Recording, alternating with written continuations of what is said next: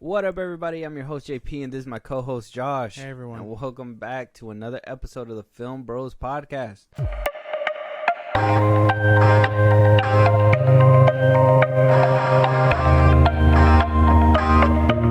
All right, guys. So, today's episode is a special episode. Today is our 150th episode. Very exciting stuff. Round of applause for us. It's been great. It's been a good journey. I think we've been making good headway. Good amount of listeners, right, Josh? A lot of people, at least some people, interacting with us. We need more engagement, of course. For sure. I think one way to like really gauge what you guys want to hear, what you guys want to see, things that content that we can produce, especially because of this this little strike that's going on now. More on that on a different episode. We got to keep it on a bright up note. So for today's episode, since it is July as well, we are currently in the middle of the year. All right, it's the hottest time of the year, unfortunately. Yeah, I think it's a good day to sit here and discuss what our top 10, at least movies of the year between January and July. All right. June. Yeah. Cutoff is July. Yeah. So anything from January to June. Well, anything end of June and forward is basically fair game. All 2023 movies. I really would just want to break this down. I want to talk about it more because I feel like it'll give us a good perspective on like where, like what we watch, what we're into, what you're into, what I'm into.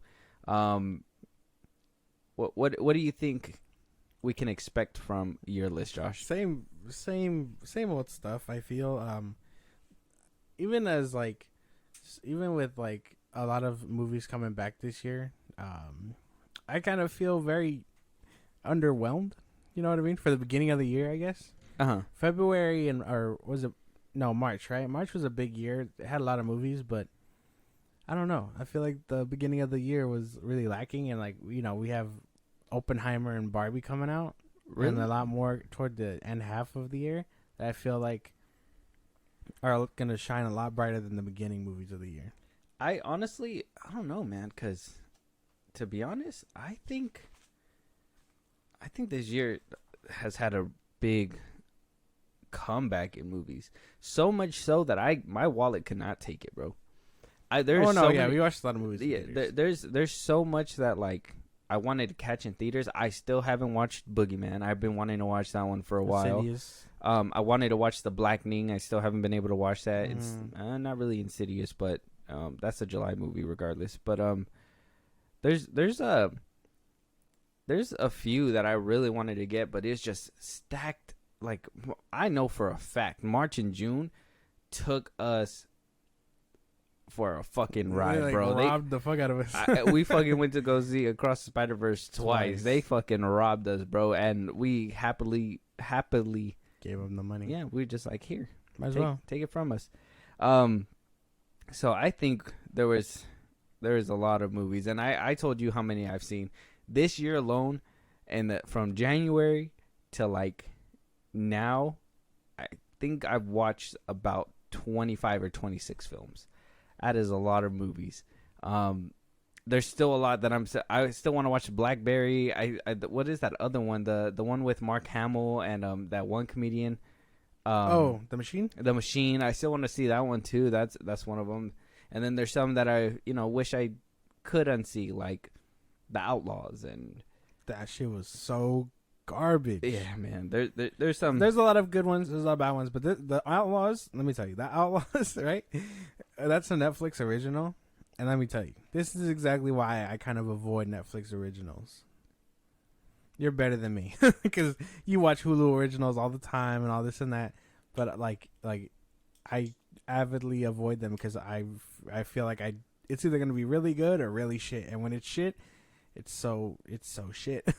Well, to be fair, I don't really like Netflix originals so much. So when I do find like a gold gem within that platform, I like it. Like Extraction, that's a gold gem. Extraction, yeah. I really loved that when I stumbled upon it. I was like, an action flick? Because I think before that one, Underground 6 came out with Ryan Reynolds. And though I didn't hate it, it wasn't the best for me. It just kind of satisfied my appetite for action flick kind of thing. And then Extraction came out like a few months after that. And then I watched that one. I was like, okay, so Netflix can do it right. It just depends on the creator, who they have on it. I like Ryan Reynolds, but that one didn't really call my attention. But I liked Free Guy. And then I liked... I really liked Underground 6 because Ryan Reynolds and Michael Bay made that movie. Dude, it has like a Michael Bay feel. What's that one with the kid? Oh, the Adam Project. Yeah, that was I on like Netflix. those. I like those too. That one was good too. And to be fair with the Hulu ones, now I didn't like the Hulu ones so much before because they just felt cheap.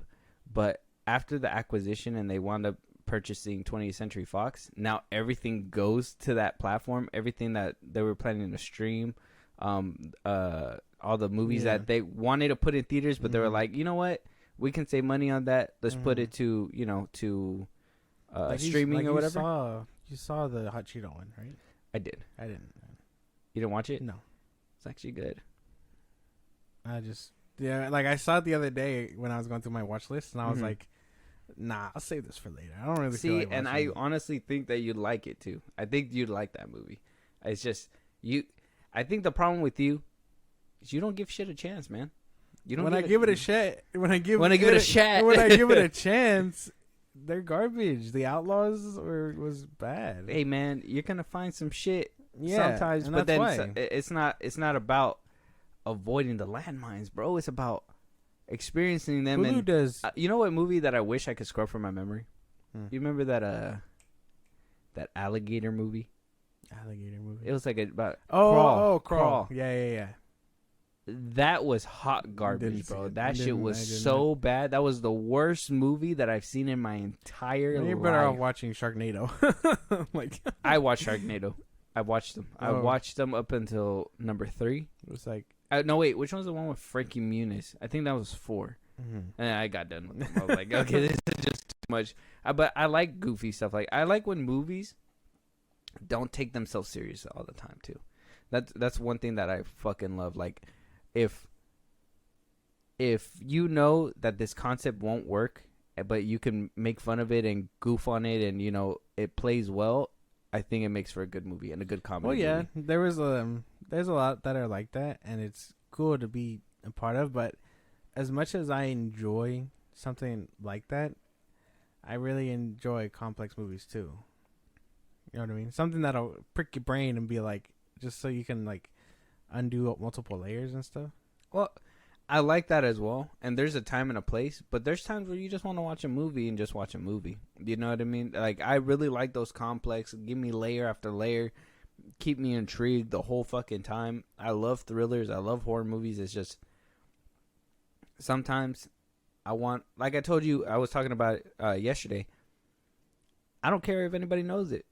I like rom-coms. I think my girl really got me into chick flicks too. They're not that bad. I think rom-coms I've always loved as a kid because they're comedy movies regardless. And I like that feeling of romance. But now that I'm even older, I appreciate them a little bit more because now I understand what they're going through. And I'm just like, damn, like this is actually a complex way to like kind of show love. Now you have the really dumb ones that remind you of like the early 2000s comedy rom-coms or whatever. And I like those little throwbacks as well. But they every single genre I feel has that potential of complexity. It's just more the director and how they see their vision, because there's some movies that they can really it's a simple rom-com and they really just put trauma, they put all kinds of things in the mix that really just make you feel like this person's going through shit. Yeah, I get what you're saying. I don't know. Some rom-coms are hit and miss for me. But you got to give movies more of a chance. 100%. You got to give them more. I do. But like when they're asked, I feel very robbed. That's the thing. Yeah, but it's an experience. a shit experience. Robbing is an experience. It's not the best feeling, but I would tell you, I would rather feel robbed from a movie than go out in the streets and get robbed out there. I would rather feel this kind of robbing. I'd rather because like after the Flash, someone might as well have taken my money. Okay, that one's The Little Mermaid. The Flash is a special case. I can admit. I felt Mermaid? like I got my ass kicked and then they took my money from me. The Little Mermaid. I can't say that I felt Totally beat up robbed. and robbed. I feel like I got hoodwinked with that one because I was actually excited for it, and I was like, oh man, all these haters are gonna eat their words. Haley Bailey's gonna come out and fucking eat this movie up and shit like that, and I got blindsided with that one. That one was different. That's a different case. So the Flash, I knew that walking in there, I was potentially getting robbed, and I walked in there and there was like, I felt like I was about to get gangbanged. There was like 6 of them around me. I was like, what's going on? Man, but yeah, interesting year for movies. Yeah, man, it's been a good one. Like I said, I still want to see Transformers. I know I want to see that one. That's one of my anticipated ones. Transformers for sure. I know for a fact that I want to see like all superhero content as well, and sometimes it's just not going to happen. Captain Marvel. Is that one you're willing to skip? Kind of, but I like Monica Rambeau. Mm-hmm. Like I'd be in it for her. We haven't seen her in a while. Mm-hmm. I'd be down to see her again. There's but like all the ones that I'm really looking forward to now, like besides the few that were in the beginning of the year, I think I'm more excited for. You got Killers of the Flower Moon, Haunted Mansion's coming out. Like there's those trailers are actually kind of bringing me in. Yeah, there's a lot of good stuff like toward the back end. So like, I know we're gonna do our own review, but I'm looking forward to January when we do the full year. Yeah, like the full year review. Yeah, because let's be honest, we have a top 10 list now. Yes. Some of these are not going to make it to the end of the year. Yeah, some of these are not going to make it to the end of the year. There was a few of them that I really had a struggle to see who was going to be put at the tail end. Yeah. I'll give one spoiler right now. Fast X did not make my top 10. 100%. That shit did not make my top 10. That shit was garbage, bro. There's no way. Okay. Not even Momoa could save it. Oh. But you're better than me then. Yeah. It's on my list. But I want to start getting into it. I want to start breaking down what you liked about them. I wanted to see what movies you got around to, and I kind of want to talk about the movies that I wound up getting around to as well. But before we start going down our list, PSA, I just want to let everybody know that there is a way to support us in a big way if you guys wanted to. Josh, let them know how. Buzzsprout. Links are in our bios, Twitter, TikTok, and Instagram. You can hit us up there as well if you wanted to. But the links are there. You can subscribe. You get special perks, shout-outs to our movies. And, again, if you were to subscribe and give us a movie or whatever, you'd be top of the list. So go ahead and do all that. Why not? But let's get into this list, though. Yeah. All right. So we're going to start from 10 to 1. 10 being the worst, 1 being our best. Josh, let us know what your first one is. So I'll tell you right now, 9 and 10 are interchangeable. They're nothing special, but at the same time, it really depends on your mood. Okay. So number 10, I just seen it, 65 with Adam Driver. I know when the trailer came out, it kind of gave us a lot, but I really like this movie. Dinosaurs as a concept was like, it's fun, and I kind of enjoyed the ending. Like, I'm not gonna go into spoilers, but I enjoyed the ending. If you've seen it, you know what I'm talking about. Yeah. But I kind of enjoyed it for what it was, and I liked the little girl. She was a nice actress, and then the daughter of Adam Driver was actually really good casting, like you said. Scary casting, spot on casting. Yeah. I still gotta see if that was like his daughter for real or something. It had a lot of good action pieces. I wish it had a lot more dinosaurs. There's nothing too spectacular about it though, because it is just another action flick. Yeah. Adam Driver, if you don't know where he's from, he was in Marriage Story with the Black Widow, Scarlett Johansson. He was in Star Wars, Kylo Ren. If you guys know that, know that, he was on a lot of good stuff. Yeah, and he was basically the main guy. Yeah, he was the main character. And to be honest, when I seen the movie after watching it, I was like, yeah, I thought they gave a lot away in the trailer, and they kind of did. They could have saved a few things because the way they played it in the movie was kind of like a reveal in the beginning that there were going to be dinosaurs and whatnot. But the ending, that one kind of took me by surprise. Yeah. That one, I was like, okay, they at least saved something for some kind of like wow effect. You know what I mean? And I thought they did pretty well. The movie wasn't that bad. It wasn't too bad. But again, there's nothing too spectacular here to be like this should be higher. Yeah. But it's a pretty average like action flick, I think. And like how can you go wrong with dinosaurs? You know what I mean? And I told you too. Like Universal has just been fucking the only studio to ever put out any dinosaur movies. They be beating the fuck out of dinosaurs. unless you want to like say Warner Brothers has Godzilla, but I mean that doesn't technically really doesn't count. Yeah, as a dinosaur, right? It's Doesn't a lizard, count. right? Yeah, it doesn't. Okay, count. but yeah, so Radioactive lizard. to see a different studio come out with a take on dinosaurs really, really hits different because you know you're not seeing the same Jurassic World or you know even with Meg it still has that feeling of Jurassic World because it's coming from the same studio, so I can't really. What's crazy is like the way they handled dinosaurs here. Like there's nothing too groundbreaking, but I kind of feel like they did a lot of good like scary elements to make you think like holy shit, you know what I mean? Oh like yeah, I like the prehistoric look. Yeah, like the big ass bugs, like those were fucking. Like those are fucking cool. I know when he squished the one behind his neck and everything, it was all like all over the place. That was big cool ass too. Fucking bugs. Dude. Yeah. Kind of like the way the dinosaurs look too. And an emotional story. Yeah. I didn't think I was gonna get an emotional story out of it, but to be honest, at the end of everything, when like the big reveals happened, yeah, it was surprisingly emotional. Yeah. So I mean, Sony can go wrong, but usually when they hit the mark, they do pretty well. Yeah, and like I said, to me this movie's like an average flick, like an average like if you want to turn your brain off. This is that kind of movie where I'm just like, okay, you could, you know, it's not too complex. You'll feel the emotional beats. It's still a good movie. Solid pick, I feel. I'd recommend it 100%. Yeah. What's your number 10? Yeah, number 10. All right, so my number 10. I'm coming out the gate swinging with you. John Wick Chapter 4. What the fuck? Yeah, dog. John Wick Chapter 4. No way. Keanu Reeves is in it. Obviously, we know him from The Matrix. Lawrence Fishburne, The Matrix as well. Lance Reddick, R.I.P. He made his final appearance in these franchises. He's gonna be making a Hellboy, animated Hellboy it's a video game, and he's gonna be the voice of it. So if you guys are excited for that, Chad Stahelski coming out swinging with a fourth installment. To be honest, it wasn't the best. It wasn't the best for me. What the fuck? It was average. And I honestly was expecting more and I rewatched all the movies, and when I got to the fourth part. Now, Chad Stahelski this is his first like project to actually direct. He's kind of like the director of Extraction, Sam Hargrave, where he started as a stunt double. Hilariously, he was Keanu Reeves' stunt double for like so many years. Oh, that's interesting. So he was around to do stunt work and, you know, do a lot of the epic beats from like obviously The Matrix. He did all those.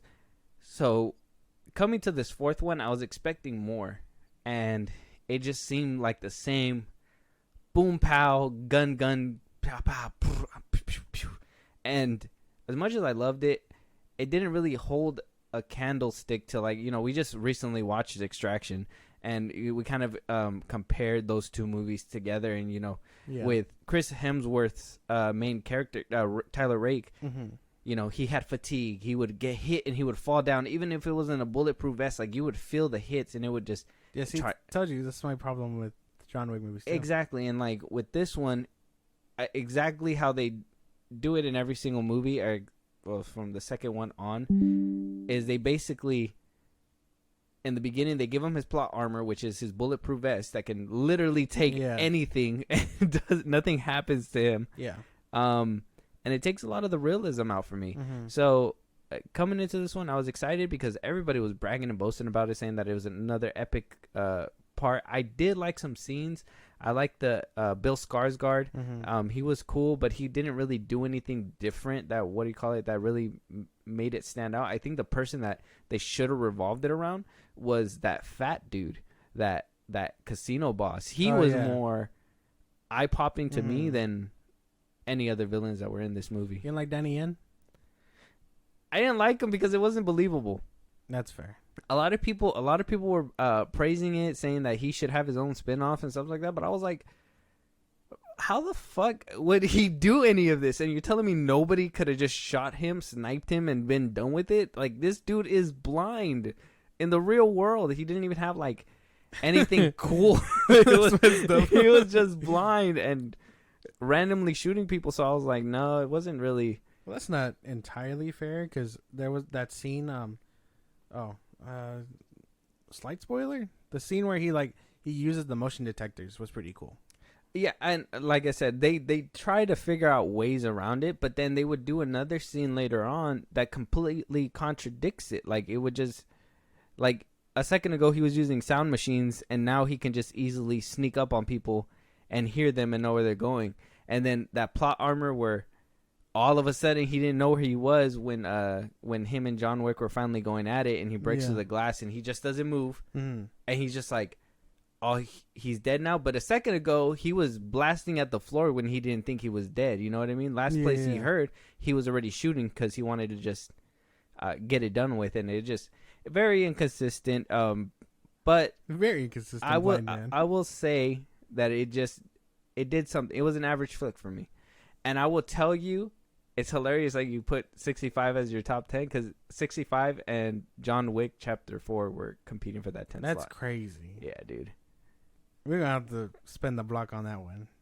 But go ahead. No, I want to hear your rebuttal. That's crazy. Because no, like even my beef with the whole plot armor stuff, this movie still had a lot going for it. I will give you that it had no dialogue, almost no dialogue. Yeah, no. But nothing. when we did get something, it felt very serious and like emotional. What'd you get? Like Bill Skarsgård, every scene he was with, talking to what's his name? He was just mad and yelling at him. The hotel dude. What's his fucking name? Oh, Ian McShane. Yeah, the like, Winston. Like their scenes together were pretty fucking raw. It sucks that. Okay, yeah. Sucks that what's his name dies, but every scene they had together was like really good. John Wick again. Keanu Reeves just every so often, like, you know what I mean. Like you can really feel like he's not here to do much but fight. Yeah. He's just here to put the face cool. on the poster. Donnie Yen was cool. I liked him. Even though, it made no sense. He still, I can believe you. Because, like, think about what he was in Rogue One, right? Mm-hmm. He didn't really have much either, but you can be like, oh, the Forces was guiding him. You know what I mean? Okay. But he was blind there, too. Mm-hmm. But, like, I can vibe with him being blind and, like, kicking ass this way. Yeah. So I don't mind it too much. I like the tracker dude, too. I feel like he should have done more. I think so too. I feel like when they recaptured me into the movie with him, and I was really getting invested. Yeah, they just like I like the whole relationship.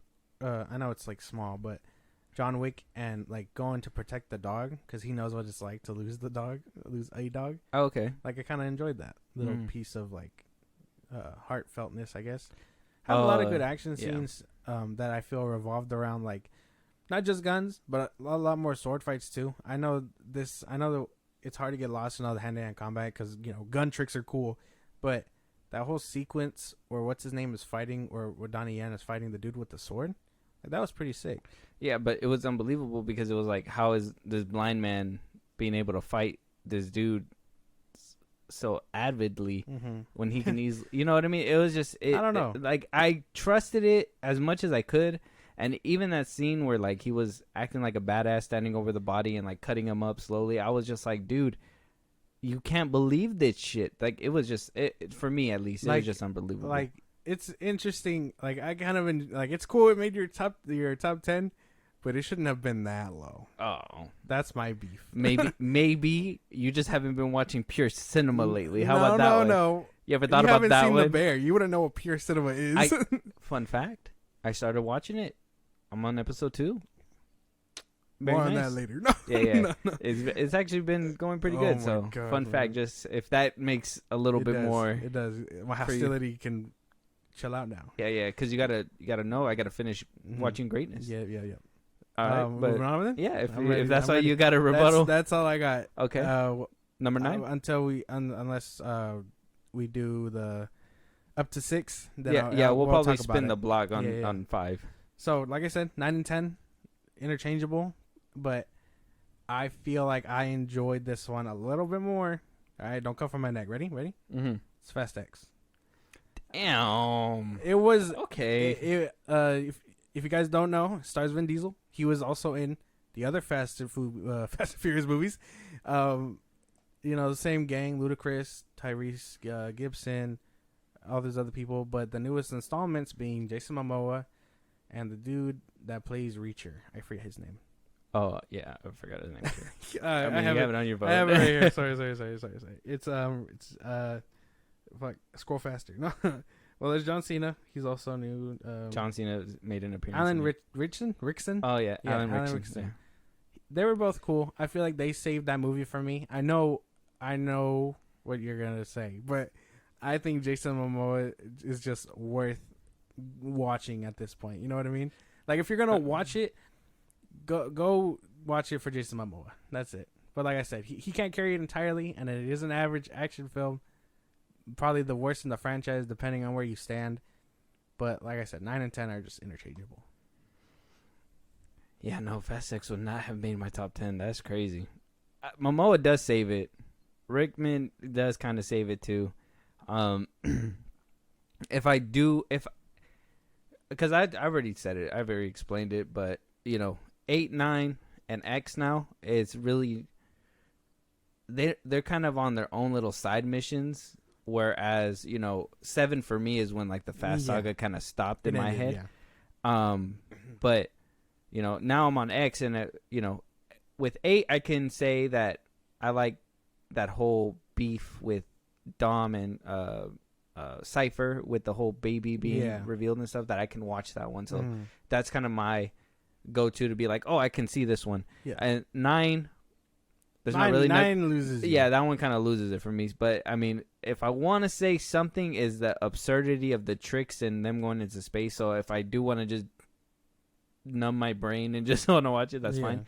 And at least with X, I can say that Momoa and Rickman can, if I could skip 9 and just go straight to X, I will watch it just for them, basically. But I would not go out of my way to, like I said, 7 is when it ended for me. The rest of them at this point, after walking out of X, that's where the one where I felt robbed, and I was just like, there's no point. There's no point in going on anymore. Yeah. Like, don't even make part 2. Just leave it at this. What happened to them? We don't know. Did Dom make it? We don't know. Just leave it. They just all died. They're all dead. This franchise ended like that. But the no, end. like Momoa wins. Checkmate. I don't know. I really enjoyed most of X. I know a lot of it was kind of just whatever, but Jason Momoa really carried it for me. Because I feel like I can go back and just really enjoy his performance and have a good laugh. I gotta be real with you, Jason. Like, this movie isn't known for that, but like John Cena's decision to die and then just rockets over the thing and explodes into a. Why'd they do it in slow motion? Yeah, I know. Why'd they do it? He's like, I had enough time to evacuate. I can have a good laugh with this. Did movie. he have to crash his car into it though? Didn't he unblock the rockets? Why didn't he just shoot the rockets at the car? I don't know. The middle beam was low enough that the rockets. I don't know, man. I don't know. Oh, we don't just talk about it. Don't. Okay. We don't. Very good. But 9 and 10 are interchangeable. That's what I'm saying. Oh, okay, so they could fight for top 65. I would have said, if that was me, I would have said Fast X 10, 65. 9. I was debating that like heavily, but then I was like, Momoa. Momoa was really what bumped it up. I was just like, Adam Driver, Momoa. And then what saved it is like, it's not even Momoa's movie, but he still shined the brightest. Adam Driver, I know what he can do. Marriage Story is a great fucking movie, but he just, to me, he was really working with what he had, and while it was good, it wasn't anything groundbreaking either. Makes sense. I get you. Very good. What's your number 9? My number 9. Dog, you're gonna really be like, what the fuck? My number 9 is Renfield. Yeah. So what the fuck? Why? Directed by Chris McKay. Nicholas Hoult is in this movie. He's he's an X-Men. He's in The Menu. If you've seen that one, I have not yet. No. Yeah, no. The Menu's pretty good with him in it. Nicolas Cage, Ghost Rider.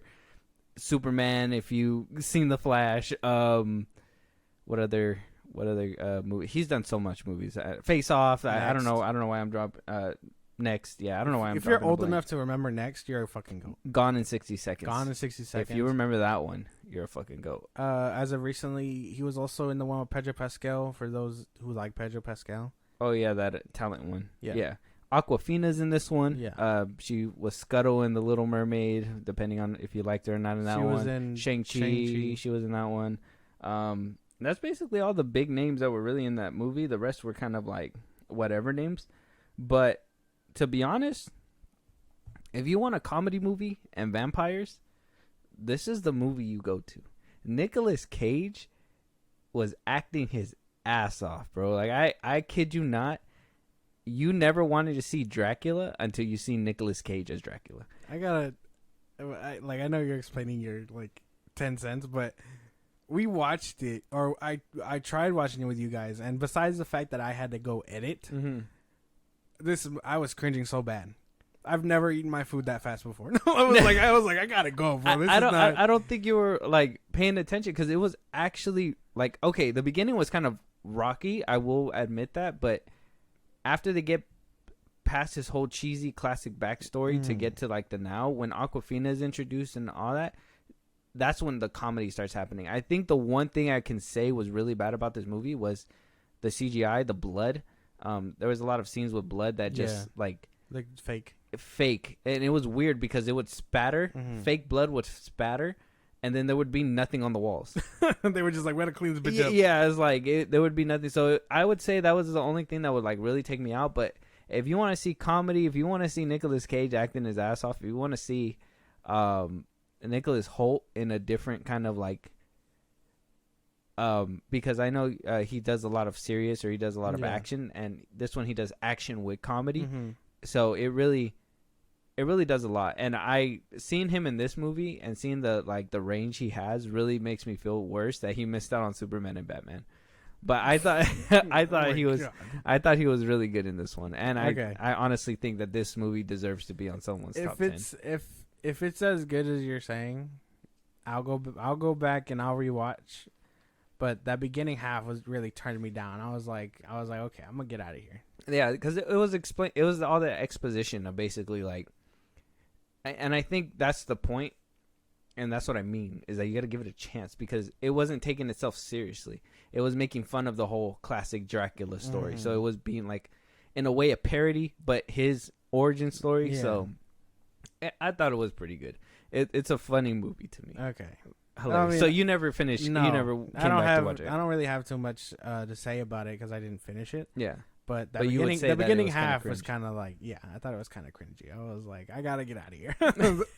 Like, I gotta go edit or something. He said, all you heard was the vacuum turn on, all the food disappeared, and then he dipped out. I'm like, all right, I'm done. I gotta go do something else. But I wasn't really vibing with it too much. And I know Nicolas Cage is like coming back into the light of acting, which this is fine. I know this is like up his alley of doing just whatever the fuck he wants. But I guess I can go check it out again if you're really recommending it. The top 10 is an interesting. I will 100% recommend it. Okay. Yeah. All right, then. I guess we're moving on to 8. Yeah, number 8. What's your number 8? Number 8. Okay. So my number 8 is Air. Has Ben Affleck. He was Batman. My Batman. Matt Damon. He was the Martian, right? The Martian. He was Good Will Hunting. If you guys know cinema. Yeah. He would big names for sure. And then I think Ben Affleck also directed, if I'm not wrong. You're doing Air? Yeah. Yeah, he did direct this one. Yeah. So Ben Affleck, director. This movie, surprisingly, really good. I was not expecting it to be as good as I thought. While I do think Ben Affleck, Matt Damon, it's a stacked cast actually. It's Ben Affleck, it's Matt Damon, it's the dude, Jason Bateman, Viola Davis, Julius Tenen, Chris Tucker, like a lot of good names tied to this movie. Marlon Wayans was in it for a little bit. Kind of threw his character away, I gotta be real, but they were just like, it was interesting. Okay. It was basically the premise, nothing too major. It's about how they came up with Air Jordan. and the story behind that shoe. Yeah. Which is an interesting story. I did enjoy it for what it was, and I know a lot of people were like, "Well, why wasn't Michael Jordan more in it?" And I'm like, it's not about Michael Jordan. While they do touch upon his legacy and like what he will become, because around this time it's the 80s or whatever. Yeah. It's about the shoe and how it isn't about the. It's not about the. It's not just about the player. It's about the player and he's stepping into the shoe or whatever. So stepping into greatness is like its metaphor or whatever. Yeah, yeah. This movie was good. Everyone kind of gave a really good performance. My only problem, and what stops it from getting higher, it drags on. I told you. It just drags on. Because without getting too heavy into spoilers, what happens toward the end makes you think, okay, this is it. And then, they get the deal. That's not a huge spoiler. We know how it's real life. You know what I mean? Yeah. It's kind of like based on real life. They get the deal, and then it drags on for like another like 15, 20 minutes. And I was kind of like, well, that kind of throws me off because I was like, I was really expecting this movie to be done quicker. Yeah. Or a lot sooner. But that's about it. That's my only gripe with this movie. And that's why it's stopping it for itself from going any higher. Damn. Yeah. Spoiler alert, this movie didn't make my top 10 either. It was boring to me. Really? So, yeah, so the fact that it really, like, made it up there with you. And it really hurts me to say that because Ben Affleck is a director. I've seen The Town. I've seen, what's that other one he's done? Damn. The one with Jeremy Renner. I can't think of it off top, but, like, he's a great director, and he's a great actor. And the acting was good. The premise was nice. It was too long. There was a lot of exposition that, in my opinion, they would talk about something in preparation, and then they talk about the same thing in a meeting or something, and it doesn't go the right way. So then they tweak it just a little bit, and they kind of move on. But yeah, I thought it was good. The acting and everything was great in it. I think one thing too that really wasn't sitting with me as well was that well, maybe it's kind of hard to find somebody who can look like Michael Jordan, or maybe maybe not showing him was on purpose on Ben Affleck's part, like a metaphor type thing. Like anybody could be the person to step in that shoe, like how you were saying. It just so happens that this one's Michael Jordan. Mm-hmm. You know what I mean? So I can give it points for that, but it didn't really do anything different. And it at some points, I will admit, I got bored. I was just, it's too much. I like Ben Affleck's character, though. I was more, a lot of it was good. I like Ben Affleck was really good out to me. I liked mostly when they were actually talking about the shoe. Oh, yeah. And Viola Davis. She gives a really good performance here, too. Viola Davis, and I also like... She was Amanda Waller, for those curious. Yeah. And she was playing the mother of Michael Jordan in this one. Yeah. Who else was it? It was the dude that... the scenes were with the dude that was designing the shoe. That was nice, that's too. what I'm saying. Like, like when he was, like, talking about the shoe and designing it and stuff, he really... he was really good. Interesting. I like the ending when like they're giving credit to everybody, and it showed like not a huge spoiler, but the dude died months before the movie was announced or whatever. So that was kind of sad to see. Yeah. But I guess his legacy gets to live on a little bit in the movie. Yeah, I remember that. They did say that at the end, huh? Yeah, that's crazy. But like a lot of it when they were talking about the shoe rather than the dealing about the shoe was really nice. And then what picked it up for me was seeing that whole like montage thing. And then like I said, I thought it was gonna be over after that, but it just didn't happen. Yeah, no, it just drags on a little bit. That's what I thought too. I thought the montage, and then it was gonna like fade to black and be like Nike, show the slogan, and then kind of give you that where they are now type shit. But no, they kept going just a little longer. Ben Affleck was like, "You're gonna look at it," you know what I mean? And I was like, "I'm looking." One eye open, but I'm looking. Ben Affleck's character was really fun too. Yeah. I like that the lawyer or whatever his Michael Jordan's representative or whatever the fuck he was, his agent. Sorry, he was funny. This movie does a lot, and I think it's pretty good for what it is. But again, just that runtime could have shortened it a little bit. Ben Affleck, but that's about it. Just a tad bit. Makes sense. But my number 8, we're on 8, right? Yes. You're gonna I already know I swear to God, you're gonna man. look sideways at my list, bro, and it's gonna be the funniest thing to me. But my number 8 goes to D&D, Dungeons and Dragons: Honor Amongst Thieves. What the fuck? Has Francis Daly and Jonathan Goldstein directing. Their first time directing a film. They were more screenplay people. This is their first time directing. Chris Pine, he was in Wonder Woman. We seen him in '84 as well. Yeah. He does a lot of these little side movies for Warner Brothers. Yeah, with Tom Hardy. Yeah, that one's good too. Michelle Rodriguez is in this one. You seen her in Fast X. She's in all of the Fast She's and from Furious. that famous franchise, the Fast and Furious franchise. Justin Smith, he was in Pikachu, Detective Pikachu. Yeah. He was in a few other little films. And that's basically the whole main cast. There's a few other notable people throughout the movie, and the reason why I put this one up there is because this one, for what it is, it has good CGI, which is crazy because I thought I was missing out on what good CGI was. This movie has amazing CGI. I know you don't really like medieval movies, and this is probably why you don't really like see it as a oh wow kind of thing. Yeah. But them making it make sense, and it felt like I didn't have to like have played the game to know what's happening. Like they really explained what they were doing. It had comedy. Michelle Rodriguez was kicking ass. Chris Pine was hilarious. There was a few scenes where I just busted out laughing. Like it was fucking funny. Yeah. It was the weirdest experience because I never thought I'd get this kind of enjoyment out of this kind of movie. But all in all, this movie really was well put together, and I will say this movie is so underappreciated that it bombed in the box office, and I would have loved to see sequels of this one. This movie was actually really good for a Dungeons and Dragons movie, and I literally did not expect it at all. I guess that's fair. I didn't see it. I think I walked in when you were watching it, but you were like halfway through, and I was like, I'm not gonna sit here for this. Yeah. I don't know. I'm not too.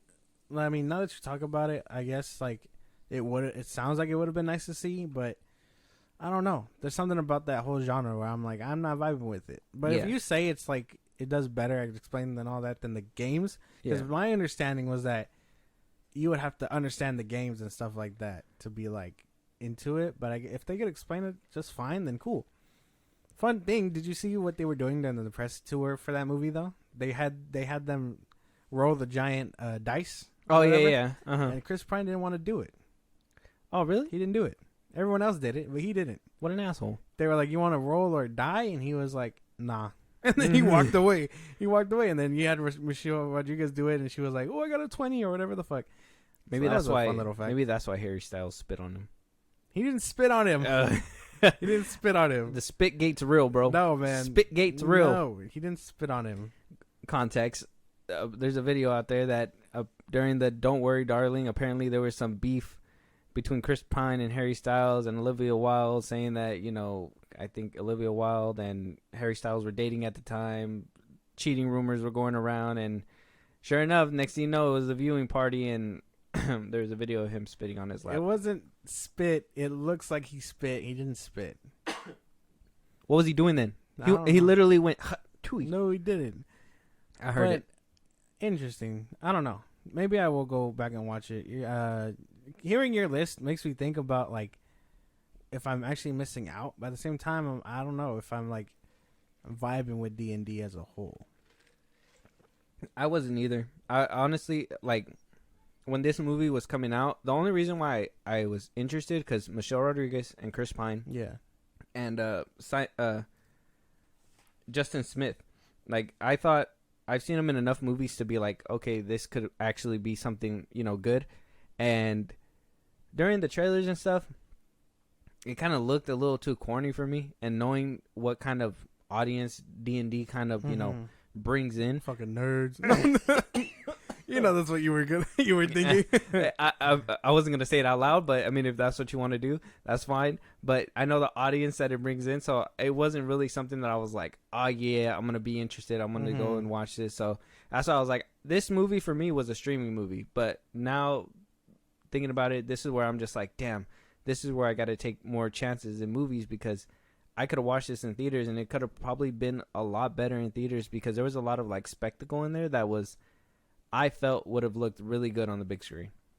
Nah, man, this movie came out in March. We made our picks. Yeah, we made our picks. Yeah, One of them had to eat shit, and Dungeons and Dragons. Yeah, was there was the no one. way you were gonna watch this movie. March was too stacked. Yeah, man. But since you haven't seen it, there's no rebuttal there. But I hope that at the end of it all, with everything too, I hope that this list not only brings in you to like show different stuff. Same thing with your list. If you watch stuff that I don't watch or whatever, like hopefully it brings light to me, brings light to you and those who listen and be like, now I'm gonna watch this one, and then now they got a new comfy fave that they can sit at home and drink their abuelita hot cocoa.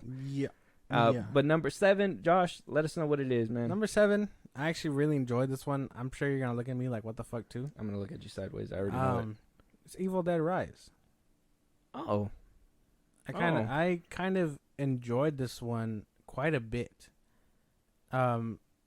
If my friends are listening to this one, you guys kind of ruined the experience. I gotta be real, but I did my best to enjoy it, regardless. Why were they clowning on it? No, they weren't clowning. Well, yeah, they were kind of clowning on it when scenes would happen, and I was like, "Dog, y'all need to shut up." And then they started talking about their random ass politics, and I was like, "Shut up!" And I was kind of at that point, I was like a little pissed, but I think I still kind of enjoyed the movie for what it was. Mm-hmm.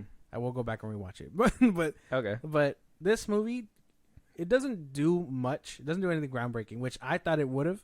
Maybe that's why it's so low. Because as good as the kills were, it still felt tame. You know what I mean? Mm-hmm. And like even that big monster toward the end was cool to watch. I was gonna be so pissed. Like if they wouldn't have shown what it looked like, I would have been so mad. I would have been like, you don't tease my brain with a creepy ass monster like this and not show it. You know what I mean? So when they showed it, I was like, okay, that saved it immediately. Yeah. Okay. Maybe that's why it was so tame. Because like no spoiler. Sorry, she kills those people. Not saying who, but they don't really show that. Yeah. So you're kind of like, what the fuck? Now we're just focused on the family. Yeah. They killed all the extra people. Yeah. But now I know why. They were saving it for that. Mm. So that kind of saved it in my book. Everyone here does pretty well acting wise. Lily Sullivan, Alyssa Sutherland, Morgan Davies, Gabrielle Eccles, random ass name. Nell Fisher.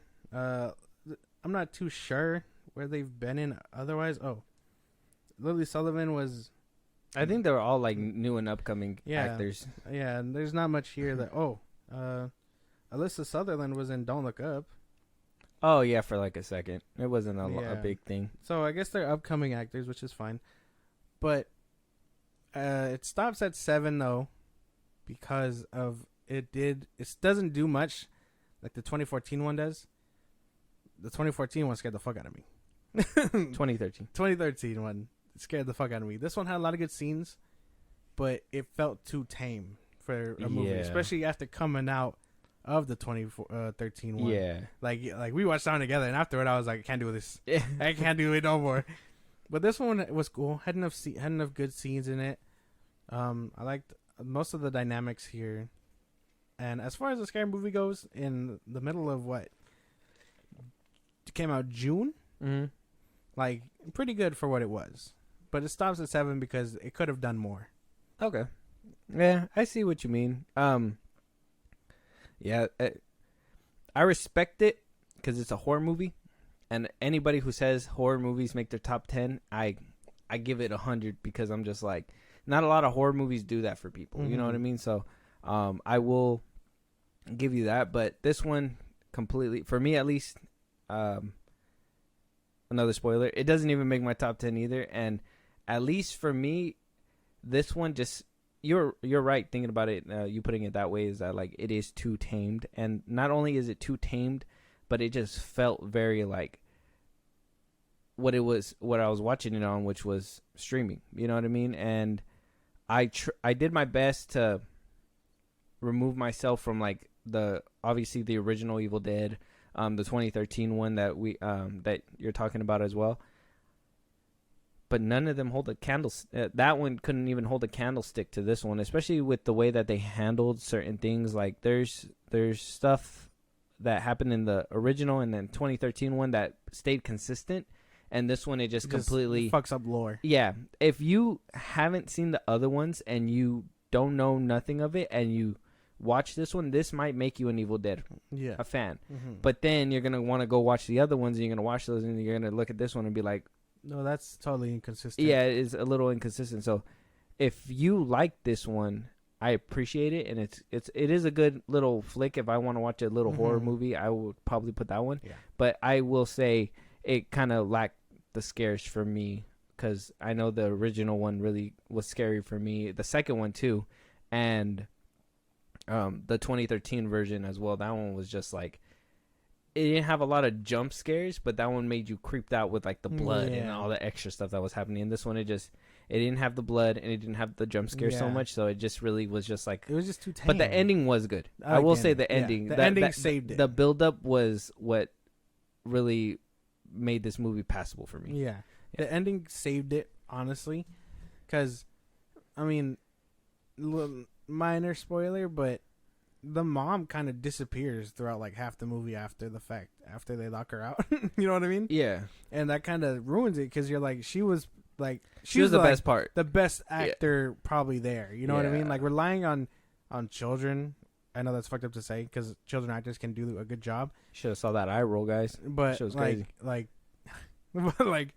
she was definitely the best by far, and they really underutilized her, which is fucking insane.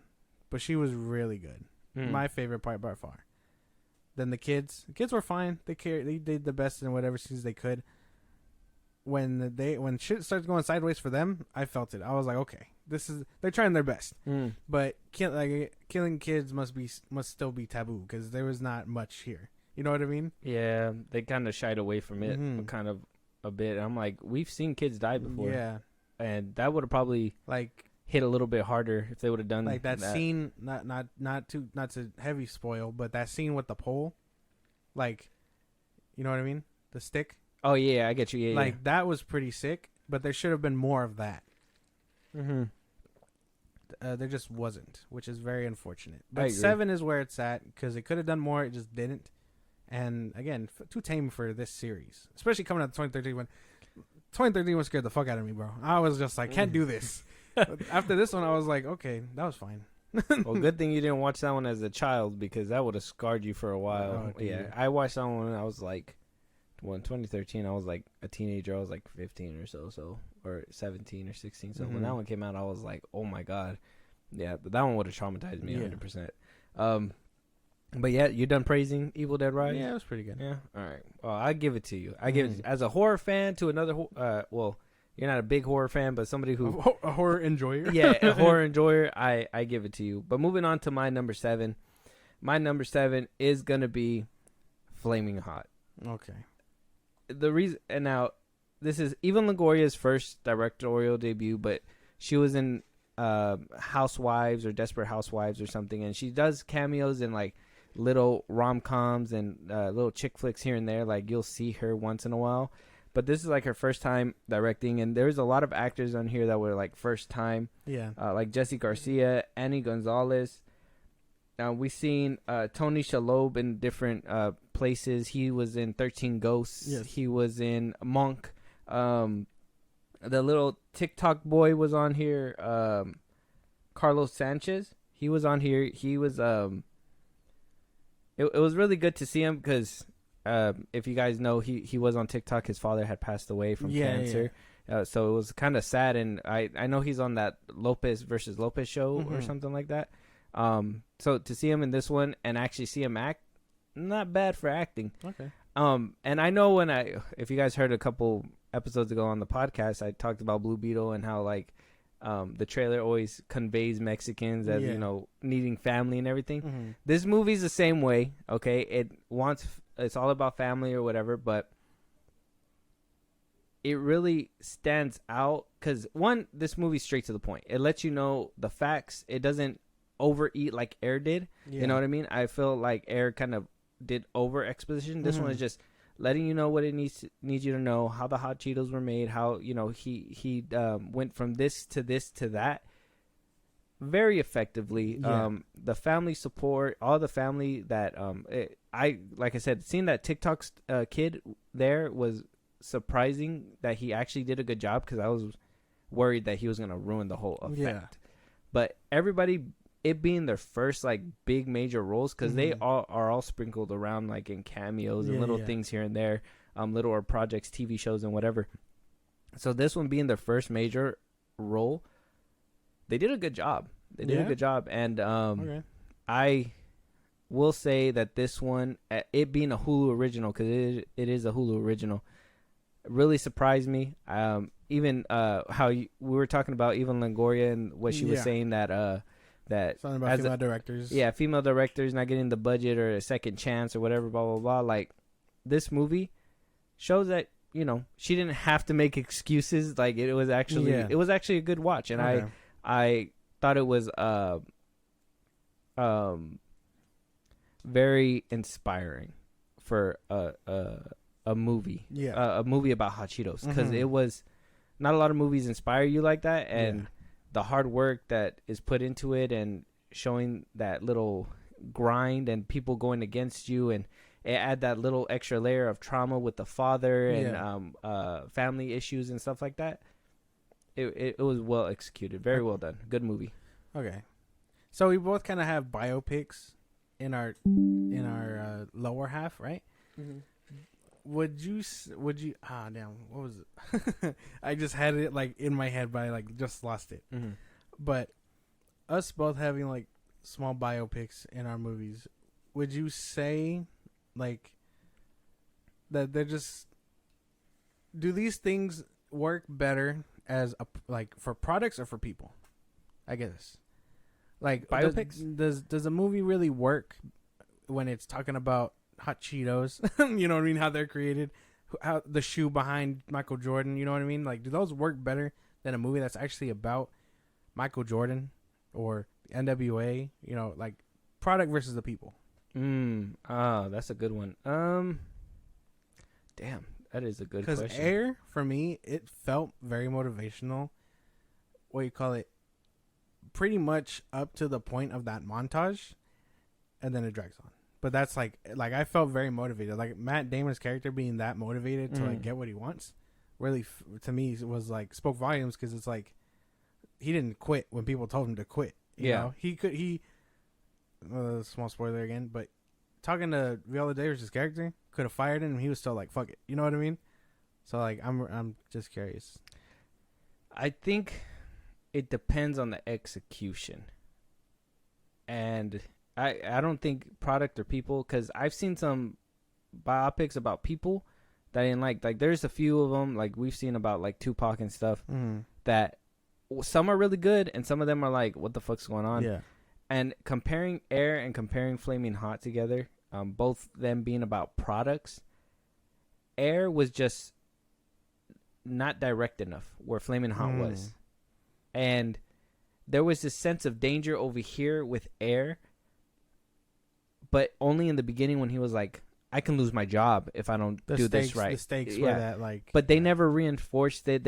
He was doing whatever the fuck he wanted, and they still were like, you're going to lose your job. And he was like, fire me. And he was just going to, he still did whatever the fuck he wanted to do. Whereas in Flaming Hot, there was that sense of danger. Like, it's not a big spoiler, but because it's actual historical stuff. But like, at one point, chip companies weren't doing so well because people weren't buying certain ones or whatever. Now the business is booming. You see a bunch of chips. That portion wasn't doing so well, so factory workers were losing their job. Yeah. So there was that sense of, damn, how am I going to fend for my family? How I was going to do it? Maybe that hit a little bit more home for me because family and everything. I'm Mexican. Who knows? Yeah. Who knows if I was just like, damn, the beaner in me was like, oh, God, what the fuck? But, I agree with him. Yeah. But like that sense of danger of being losing your job, and then them actually reinforcing that, because later on in the movie they actually do something that really hits home, where it's like, damn, it's actually happening. Yeah.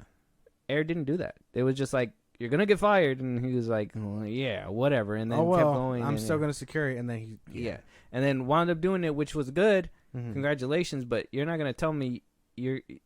It seemed like they were just dragging on a story that could have been a little bit shorter, and Flamin' Hot just did what it needed to do, let you know what it was, and had that sense of danger and feel and everything. When you have like autobiographies where you're not telling us the crazy parts with the stale parts, it's like, if it's too crazy, it's like, was he crazy all the time? Then how did this and this XYZ? Yeah. If he's too tamed, it's like, well, he had a crazy side, so what the fuck, you know what I mean? Where'd it go?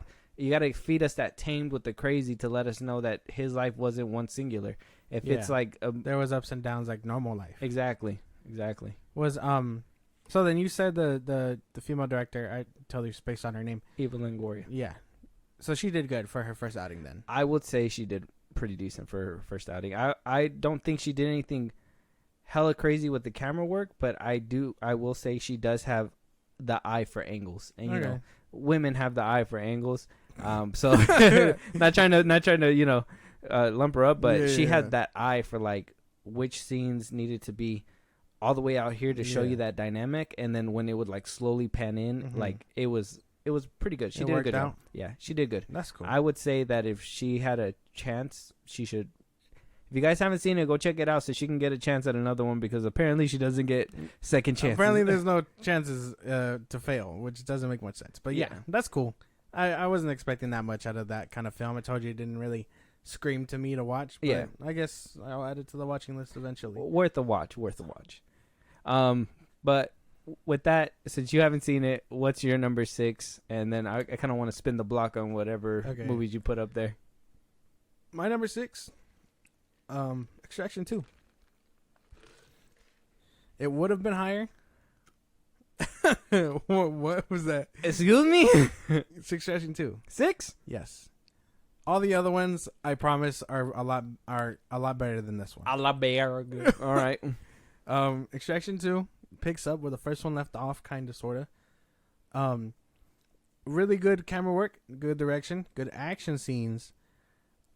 I just couldn't follow through with the story too well, though. Like we talked about it earlier, getting coffee, but like this one should have done something a lot more, like focus on side characters and all that more than Chris Hemsworth, I think. But they fucking did. Well, no, a little bit more. They did, though. No, they did a lot more than the first one. There's a lot more than the first one. But this movie was their time to really just motivate everyone, and it just didn't. And then Chris Hemsworth felt flat in this one. Like, he didn't really get that development, like you said. I didn't say you didn't get into development. I said they took some away. Chris Hemsworth, he's Thor. A lot of more Bollywood actors here. But yeah, 6. It's at 6 because if I put it any higher, I couldn't have my top 5. My top 5 deserve to be there. Although 5 might piss you off, so just a little spoiler, I guess. It's the fucking Flash. I fucking knew it. He was an op. He was an op. That one didn't even that movie is never making my list. It's not on the top 10. If it was the movie James Gunn hyped it up to be, sure, but no, it wasn't at all. Damn. Yeah, no, you're dead wrong with that one, buddy. No, that's crazy. That is too high. Let me find out that was. Word? Is it not on your top 10? Is it not on my top 10? Could be on my top 10. That one might be on my top 10. We probably just haven't hit top it yet. 5. You don't know that? Let me find out. You don't know that? Let me find out. You don't know that? That's fucking nuts. You're nuts. You don't if it's anything, you're nuts. You're nuts. You put it at number 6. You're fucking crazy. Yeah, because I have more ahead of it. You don't know what movies are. You don't know what cinema is. I do. You put didn't even watch The Bear. You put Fast X on your fucking top 10. I don't want to hear shit. Because of Jason Momoa, who's a good ass actor. Go watch his Aquaman 2, or don't. I don't really give two shits. He frolics twice in the movie, and you're just like, oh damn, this it's is not fucking just cinema. Because he frolics. It's because he's an actual fucking menace. You were probably in there like this is the fucking Joker. This is him. This is the fucking Joker. When did I say ever he was the Joker? No, you were probably one of those. No, people he's not the crazy. Joker to me. Either which way, I think you're fucking crazy. That should not be right where it's at. But I will at least. I gotta calm down because at least you put Evil Dead Rise in the top 10, and that just shows me that that I can kind of respect you, but at the same time, how much crack you've been on the past few days. I do smoke a lot of crack. But number 6 for me, I'm giving it to Knock at the Cabin. From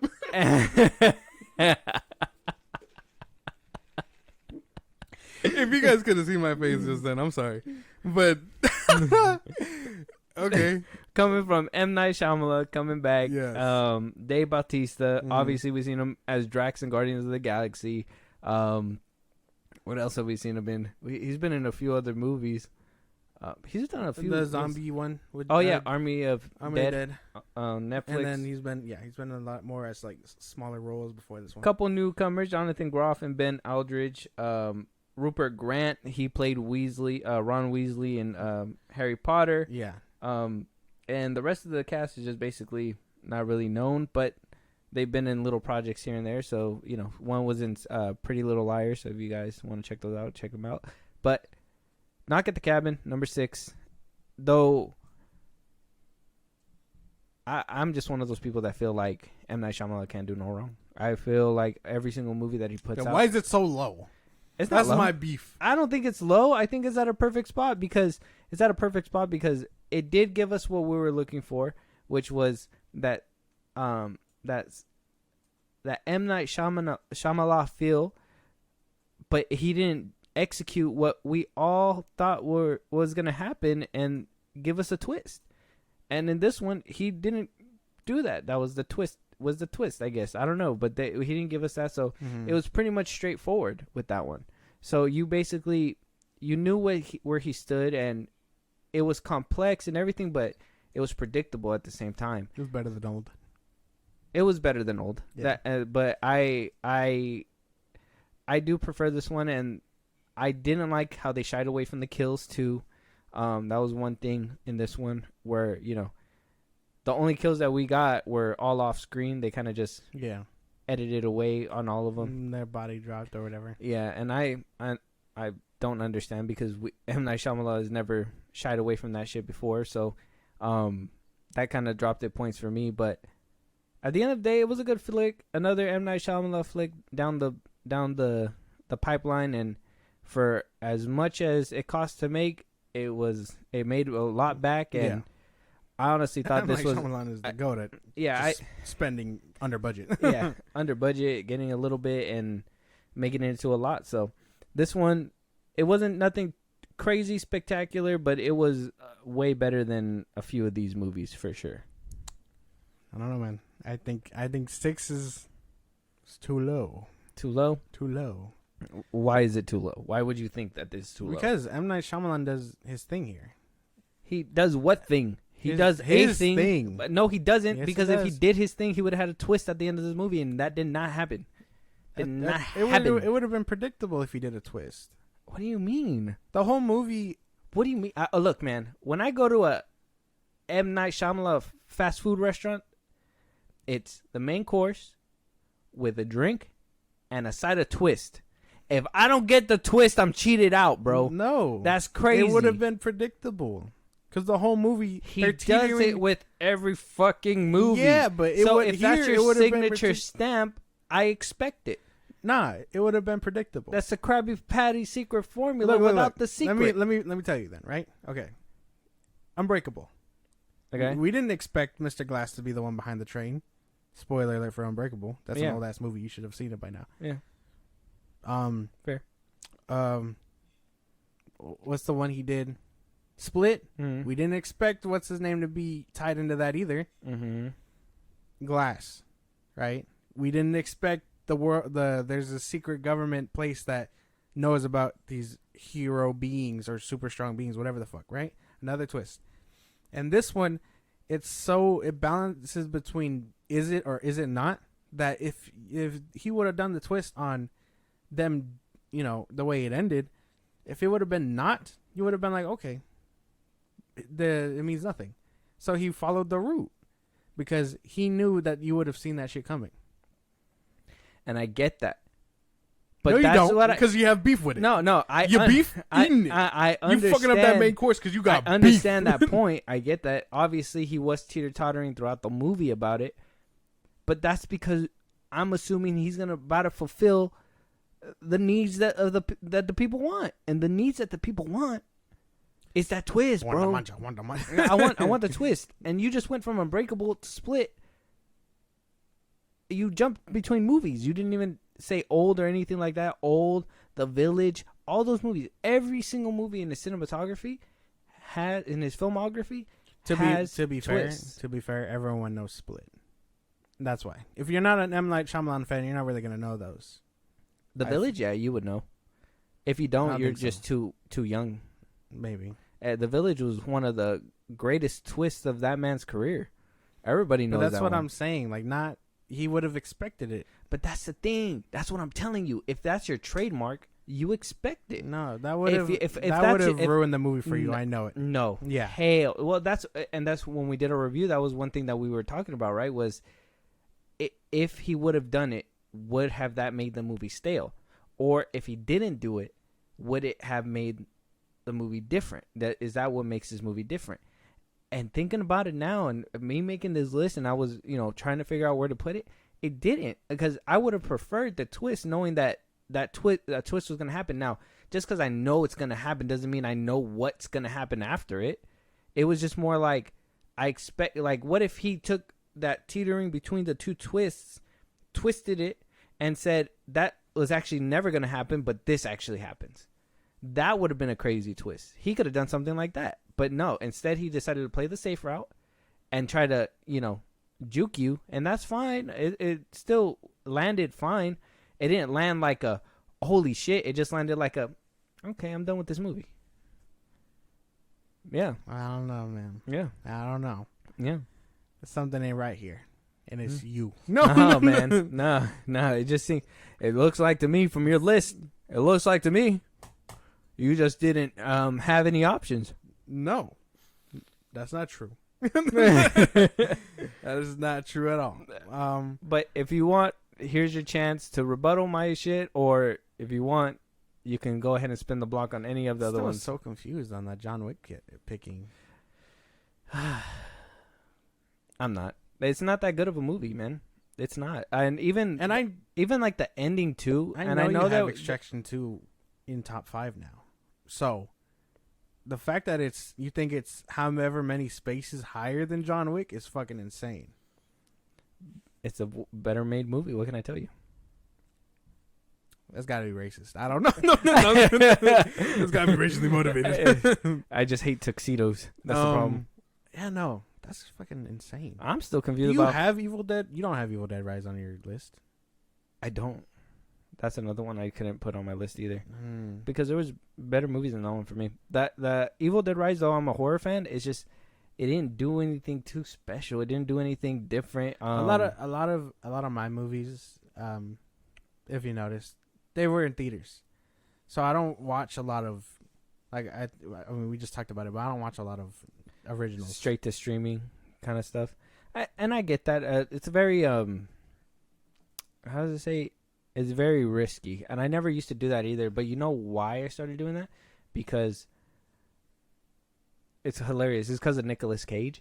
He would, you know how he would just do a bunch of fucking movies out of nowhere. The movie we watched where he's like a demon or whatever the fuck. Oh yeah, Drive Angry. Hunted, yeah, Driving Angry. Yeah, that shit was nuts. He was doing the jig and was not doing any motion, and then after it, he's like, "I'm always ready for a fight." And I don't know, he pulls out guns while still doing the deed. You're just like, "What the fuck, dude?" He was getting tased while he was balls deep. It was crazy. He doesn't know. He just does whatever the fuck he wants. Yeah. So, like, Nicolas Cage was that person. Like, Drive Angry was one of those that I took a chance on just because he was in it. You know what I mean? And it was straight to streaming too. Then, what's his name was in it? He's a pretty good actor. That too, and if you notice, a lot of actors that go straight to streaming, like Bruce Willis and stuff like that, they'll do some with some of those actors, but some of them aren't good. Like the other one that I seen with Henry Cavill and Bruce Willis. Yeah. Remember you oh said yeah, you the seen one it I before? told you I saw. It wasn't good. And I was like, word? no, it wasn't really good. So I was like, damn, they really are just hit and miss. But when you find some that are actually good, that you could have been like,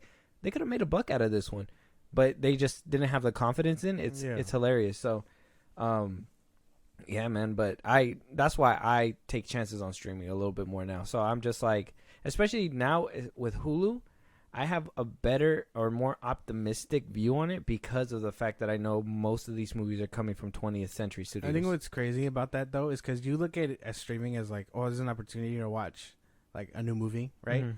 While I look at it as, I can watch this when it hits streaming. You know what I mean? What do you mean? Like, because like you said, you're willing to take a chance on like straight to streaming or originals, while I'll be on Amazon one day and like say I read into Dungeons and Dragons, I'll be like, okay, I'll watch it, but that's because I didn't get to watch it. You know what I mean? Well, no, I don't get you. I'm trying to understand. Explain one more time. Okay, you know how you said you're willing to do straight to streaming movies, Yeah. or just Netflix originals, Hulu originals, whatever, right? Those are more on your radar because you're interested in them. While I use streaming more for movies that I didn't get to watch in theaters. No to the first one. Yes to the second one. I do the same thing. So I like going to the movie theaters. That if I can watch those movies first, I watch those movies first. Streaming ones are movies for me that if there's nothing good in theaters, if I don't have the money to go watch it in theaters, I'm just going to go ahead and watch something new and entertaining that I haven't seen that may have, or, may have new actors or may have the actors that I like within these movies. Like I said, I'm willing to take a chance for straight to streaming because I used to be that dude who took the chance on those $5 bin boxes at Walmart. You know what I mean? I used to, like, there's a few movies. If you look, if you guys don't know, I have like over 500 movies. Like I like physical copy. He collects. If you look at my roster of movies, there's some movies that are on there that you probably never heard of that you're just like, what the fuck is this about? And you'll look at it and you'll be like, what the hell? And more than likely, I only bought it because I knew the actors. I read something in the back of it that was interesting, and it was $5. It was cheap, so I was like, I'm gonna take it. So if it's free, if I'm already paying for the subscription and it's free, it's there. I'm more like, why aren't I getting the more bang for my dollar by watching these movies that they're putting out? You know what I mean? I think it's a cheap part of me too. That has to be a cheap part of me in there. That's like, you know what? Yeah. Free shit. Why wouldn't I try it? You know what I mean? Like, I'm not gonna pass a free sample. Basically. And it has Gal Gadot in it. Fuck it. Basically. Yeah. Interesting though. Yeah. But let's go ahead. If you don't have anything more you don't have any beef with mine? Just the whole Fast X thing, man. I think that's crazy. I can respect the other ones, but the whole Fast X one, that's a low for me. Oh, man. That's you not being able to find another movie to top that one. That's crazy. There was other movies to top that one though. I told you 65 was almost there, but Momoa, to me, it just kind of shines for you. It's just a little better. And you put that one actor. at 10, huh? 9. What's 65 your 10? Oh, 10. it's your 10. Yeah. And like I said, they're interchangeable. They could have fought for that spot, but I think Jason Momoa shines a lot brighter in a movie that isn't his than Adam Driver, where he's the main guy. That's true too, yeah, because Adam Driver was kind of, and like we know he can act. Yeah, he's a good ass actor. Like I'm not saying he didn't act in that one. No, he gave like a decent performance. But like I'm saying, like you can't give a decent performance as a main and then be upset that a dude who's not even like the main character in another movie just outshine. You know what I mean? Mm-hmm. If Vin Diesel was the gem in Fast X, that would have been 10 times better. But the fact that Jason Momoa is the bad guy and he's outshined everybody, is kind of like, what the fuck? You know what I mean? It gave you something to be like, all right, there's a little gem in all this nonsense. Mm-hmm. Okay, I can get behind that, I guess. But I mean, other than that, I think that's it. Let me repeat real quick. Just run them down. 10 to 6. Oh, what is it again? So it's 65. It's Fast X. 65, Fast X, Air, Evil Dead Rise, and then Extraction 2. Yeah, like 4 of those movies didn't even make my top 10. That's crazy. You don't know cinema. You don't know cinema. You don't know cinema. I'm about to spit on your list. Moving on though, let's go ahead and hit the top 5. Josh, you tell me top 5. You give me the 5th one. I'll give you this one. Anyways, I flipped them off. What is wrong with you? I don't know. My number 5 is Scream 6. My number 5. Number 5. Yeah, really? Scream 6. Yes, that one. Obviously, we know who is within this movie. We got Courtney Cox coming back as Gail, Melissa Barrera as Sam, Jenna Ortega's back, Jasmine Savoy Brown, basically the main cast of Scream 5. Yeah. Mason Goody's back. We see kind of a spoiler, maybe not really. Skeet Ulrich comes back as Billy Loomis as well. The same directors come back for this one, and I will say right now though, it did not do anything great. I find it to be a little bit higher up than Scream 5, and I have to give it all because of the fact that the setting is in New York. I think everything that happens and what makes this movie so good is the fact that it's placed in New York. And having Scream being able to run wild in the Big Apple is what just does this movie for me. It's a great movie, great kills. They didn't shy away of the stabbings or anything that was happening, the blood, all that. The twist was actually there. I will say the triple screams were just a little too much, but it wasn't completely unbelievable. Stuck to that formulaic route that they did with Scream 1 through 3 with the whole family being a part of it as well. So it mixed a little bit of the old with the new and really came out with a big hit, in my opinion. That's fair. But I think top 5 is nice, but I think a little low for me. A little lower for you? Yeah. It's it's not a bad movie by all means, and I'm sure when October comes around we'll be all about ranking scary movies and whatnot. Mm-hmm. But I don't know. I like this one a lot better than 5. Like the kills here were sick. Ghostface was a fucking menace. All 3 of them were kind of, you know what I mean? And like the kills here were fucking sick, and that kind of carries the Scream franchise. Like if you don't have good kills, it doesn't work. Like Evil Dead Rise, if you don't have bloody scenes and good kills, it doesn't work. It falls flat. Yeah. Like you wouldn't watch a Jigsaw movie, 3 people die horrifically, and you're like, well, that's low as fuck. Like, get your numbers up, Jigsaw. Right, you know what I mean? Right. you ain't gonna be up there with the real killers. And Ghostface, Scream 6 comes out swinging kind of quickly. Yeah, I really like the opening sequence with like Samara Weaving. Mm-hmm. I really like that. And Flash Thompson, the dude who played yeah, Flash Thompson. I like that they made their little cameos in there. It sucks, in my opinion. I think Samara Weaving would have been a better like main actor, but it is what it is. If they wanted to use her for a little nod, that was great in the beginning as well. But keep going. What were you saying? No, that was basically it. Yeah, you like Jenna Ortega? I don't think I've ever asked you that. I like her. I think she's good. Yeah, I want to see her in X just to see, what other things she brings to the table, because I haven't seen her in anything else besides. I heard Scream. she kills it in X, but I just didn't get around to seeing it. I haven't seen it either. I'm I'm gonna when the third one comes out, I'm just gonna buy the trilogy and No. just watch them then. Okay. I just haven't gotten around to it because I know it's Pearl, and then it's X, and then I think the third one's gonna be called Triple X or something. So, whenever they give that whole pack out, I'll probably just buy them all and watch them then. Okay. I liked her sister. I like her as an actress too. Sam Barrera. Yeah. Yeah. But yeah, no real beef with it. Just the rating again. At number 5? 5 is crazy. Too high? You're wildin'. Too low. Too low. I think it's it's one of the better films of March. So this one's gonna be a little bit higher up on your list. A little spoiler. What is your number 5 then, sir? I swear to God, if you're smoking a pack of Marlboros, bro, I'm mad. Parker, my guy. Marlboros. Camels. No, it's John Wick. It's John Wick 4. Newports. No.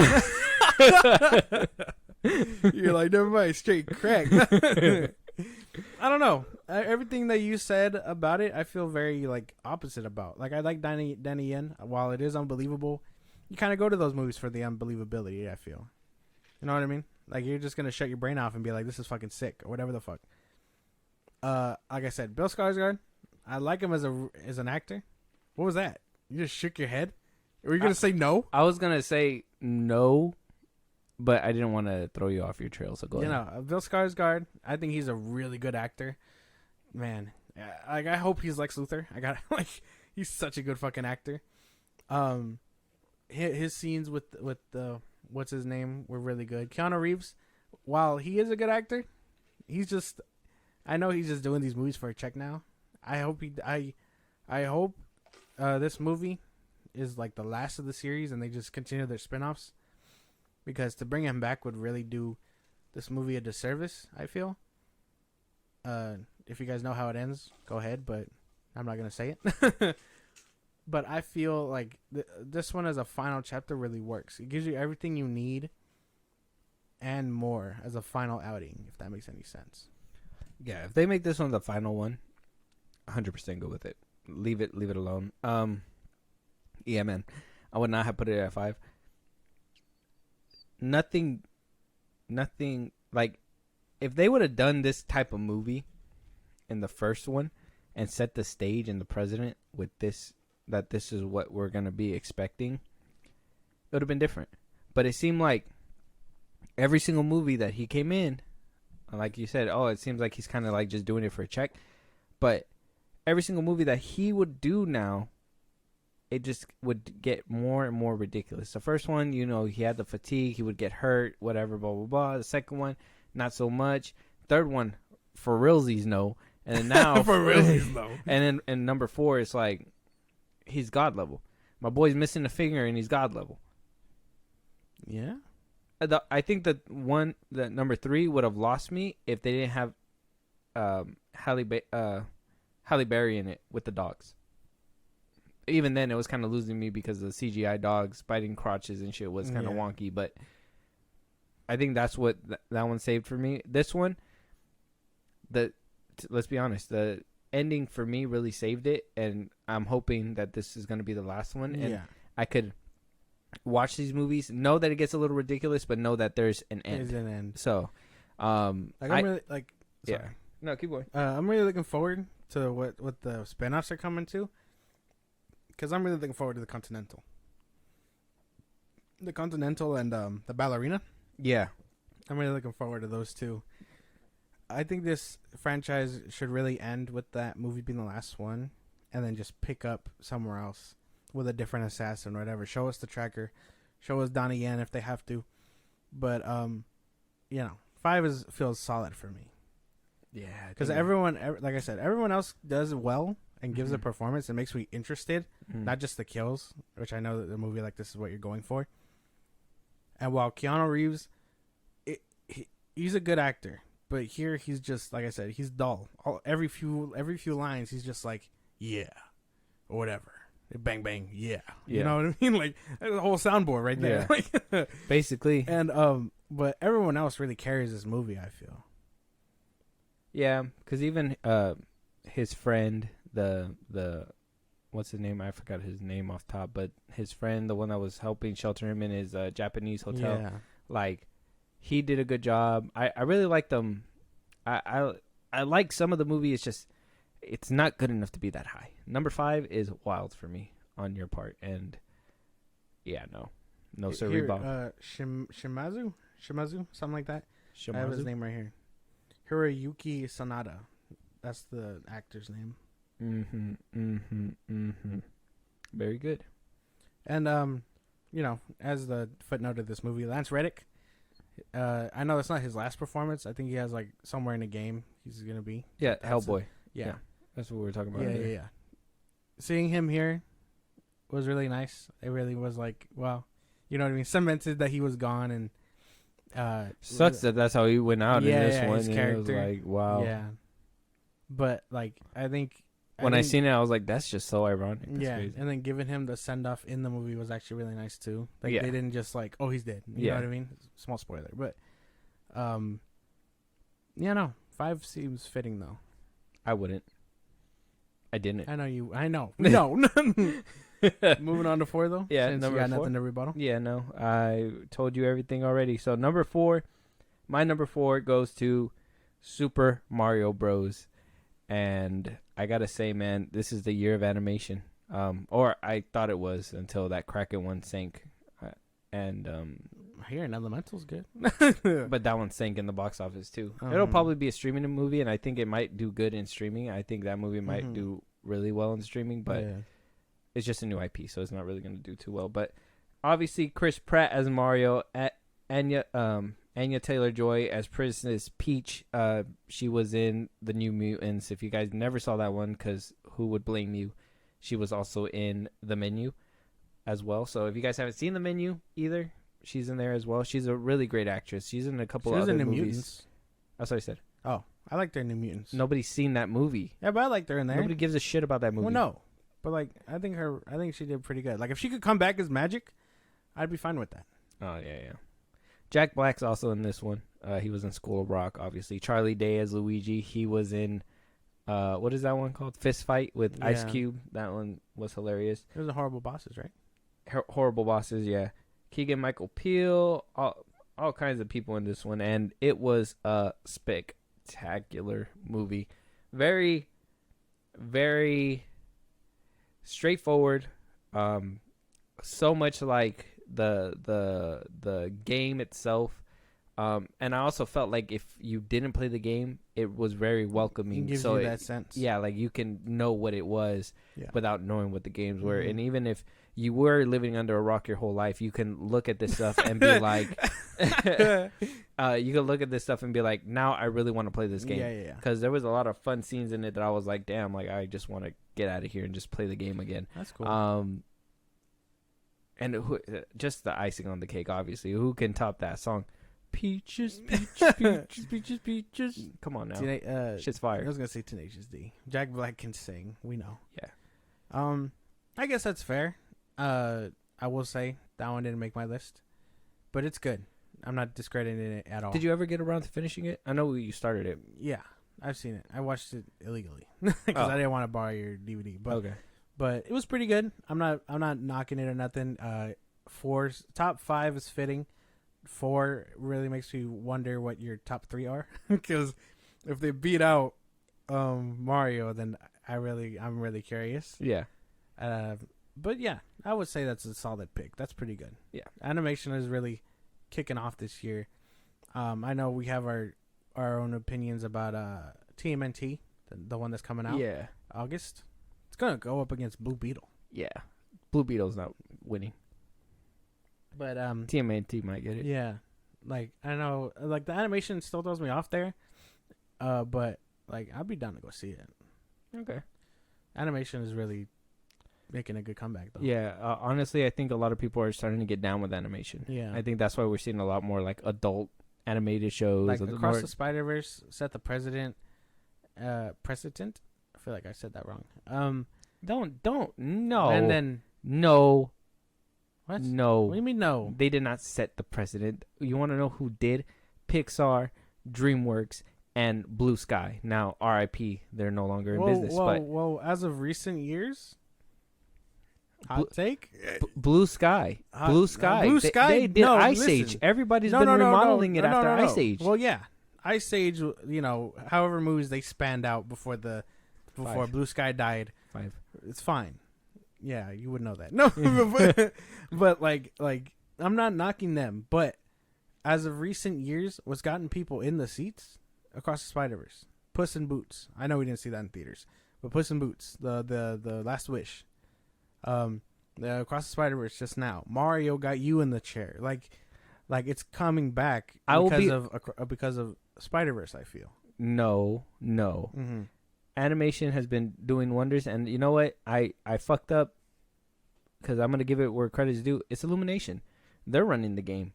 They've been running the game from Universal. They are the ones who are innovative. I'll tell you the truth, and I think I told you before. Into the Spider-Verse didn't even hit my radar, bro. I seen that shit kind of like Puss in Boots. I seen the animation style, and I did not vibe with it whatsoever. I was like, this Spider-Man movie is not even gonna be that good. And then I wound up getting around to it during streaming. I saw it in theaters, bro. That shit was good. Yeah, well, because you're a Spider-Man fan, and you probably would have watched it regardless. But I'm pretty sure you didn't go in there because you were like, oh, the animation is so nice. I'm pretty sure once you walked out, you were probably like, damn, the animation was great. But when you first walked in there, it was just because Spider-Man. It reminded Miles me of Morales. in the trailers, though. A lot of me was like, this feels like a comic. Okay. Well, I that's fair. But Mhm. you probably didn't think like artistic wise, like different artistic styles besides comic. Whereas now in Beyond the Spider-Verse or Across the Spider-Verse, now you have more not just comic booky but artistic-y kind Yeah. of stuff. You know what I mean? So, with this one, with Super Mario Bros, I really feel like Illumination has set the precedent. And with animation in general, I feel like Illumination has been kind of spearheading animation as of recently. It's no longer Disney. It's no longer Pixar. Mhm. Has to be Illumination. And now we're getting all these extra, different variations of animation. But that's only because Illumination was able to show people like animation can be done well. They're being carried by the Despicable Me franchise though. No, The Secret Life of Pets is good too. Yeah, that I one didn't was. see it. I think I saw like the first one, and then I They're was like, both that's fine. good. And I think Sing is also carrying Oh, it too. I watched Sing. I haven't watched that one. I know you don't like musicals, that's why. Yeah, But I watched both of them. I think Kind of I enjoyed would. them. I think I would like it because I know it's a lot of like songs from real life. You Yeah. know what I mean, like Ed Sheeran and all that Yeah, stuff. yeah. But I'm just like, nah, I still can't. Like Edgerton can sing. He's the gorilla. He Oh plays the yeah, gorilla. I heard. Yeah, I heard he has. That's if why you he. wanna- That's if why he played Elton John, Elton John. Rocket Man. Yeah, there you go. Rocket Man. Like, so yeah. I mean, if you ever get around to watching them, I would say watch it for him. I He probably does really good. But I guess we could see differently. I don't care. but yeah, but animation is big. yeah. It's coming back. So It's been good. yeah, and Super Mario Bros. Coming out and just dominating the box office, getting 1 billion. Yeah. Hitting 1 billion, the first one to hit it in Mhm. 2023, and it being an animation. Yep. It speaks wonders what the brand does. Set the bar. Yeah, 100%. So with that, if you have no rebuttal, what's your number 4? My number 4 is Knock at the Cabin. Oh, okay. No, nothing to really be said that I didn't say before. Camera work is really cool. The story I really liked. I don't really care for the twist because like I said, would have seen it coming. If you watch this movie and you think like, oh, it's boring. It's just another M. Night Shyamalan. No, it's actually really good. And Dave Bautista acts his fucking ass off in this movie. He does do a good acting He is job. such a good actor. He's really good at. He plays like a gentle giant here, which is like amazing because there's a few scenes. Not to get too spoilery, but there's a few scenes where you really feel like he could fuck shit up, but he holds back. You know what I mean? Because he's not trying to come off that way. But he's a big man. He's just a dope ass actor, and I feel like you giving it that spot you did with like 6. Yeah. Like doesn't show that much appreciation. I get your view, totally fine, but like this movie deserves to be up there. I feel. I did like the camera work because it did really give him a chance to shine because in this one he did a lot of straight at your face, and Yeah. you just had to keep talking with the camera right there, and like Mhm. the emotion, the facial expressions that they would do. Not just Dave Bautista, but he was Yeah. a shining star for sure. But like everybody else that he did, even Ron Weasley, Yeah. Rupert, whatever his For name is. him coming back from like a hiatus, I'm pretty sure Yeah. he did pretty good. He too. did really well, yeah. He was I checked, he was in a couple other movies, but not big roles. That's He was why. like little So, side like, things. So, yeah.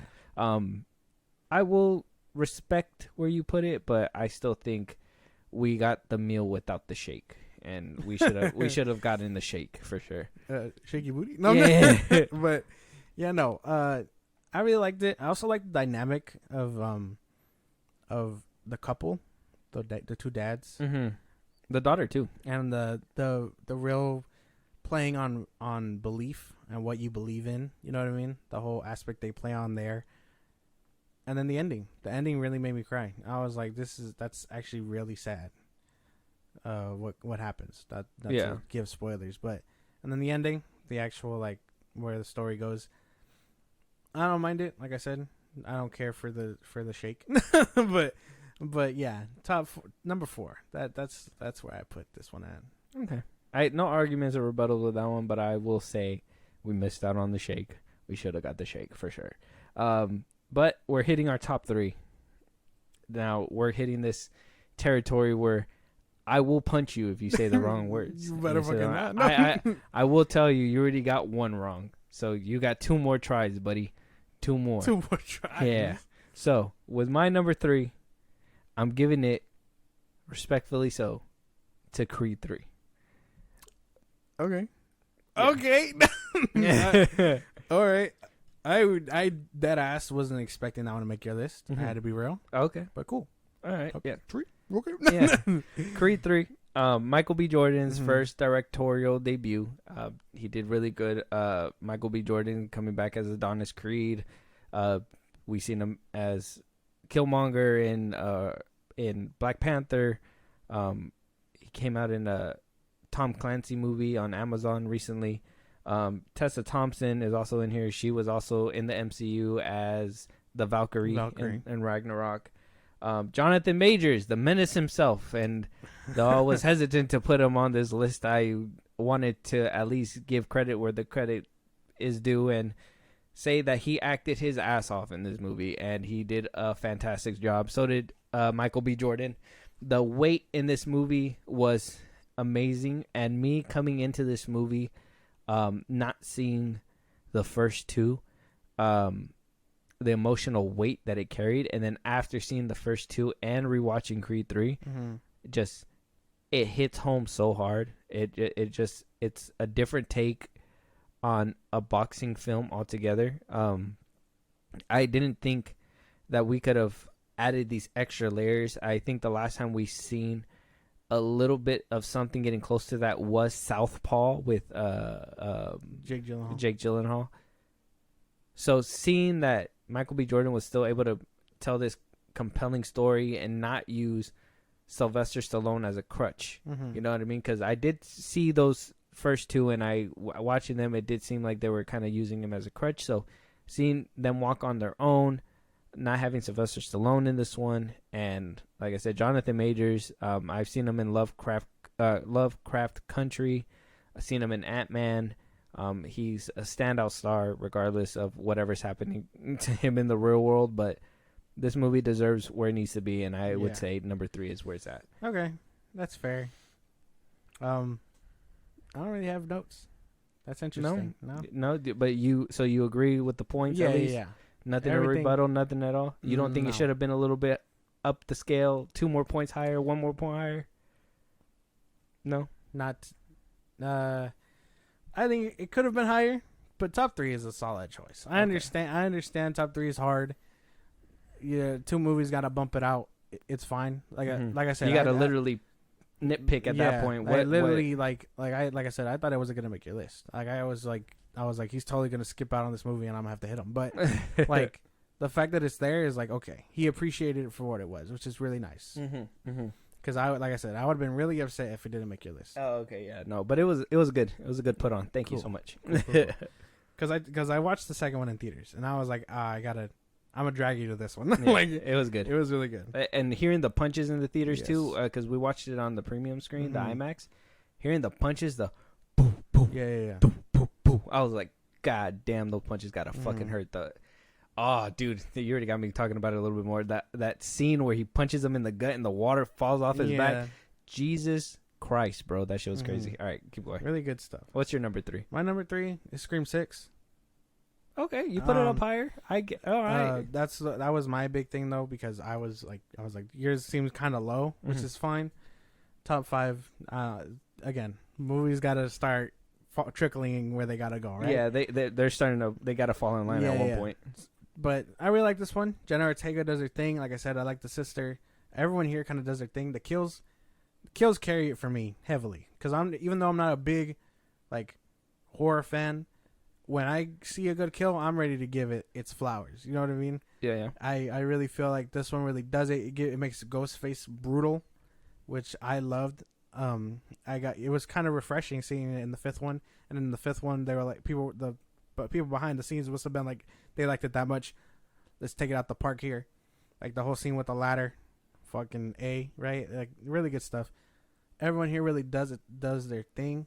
I can't wait for 7. The fact that it does take place in the Big Apple gives that new setting. You know what I mean? Because they could have totally made it the Big Apple, but confine it to like just the apartment or whatever. That's what I thought the vibe was gonna be, like them confined into an apartment complex or something. But no, they made Ghostface actually a part of the that city. bodega scene, man. That shit was. Scene. My boy said, "What shotgun?" I was like, "Damn, bro." Blew that fool's face off. That's not a total spoiler. It was in the trailer.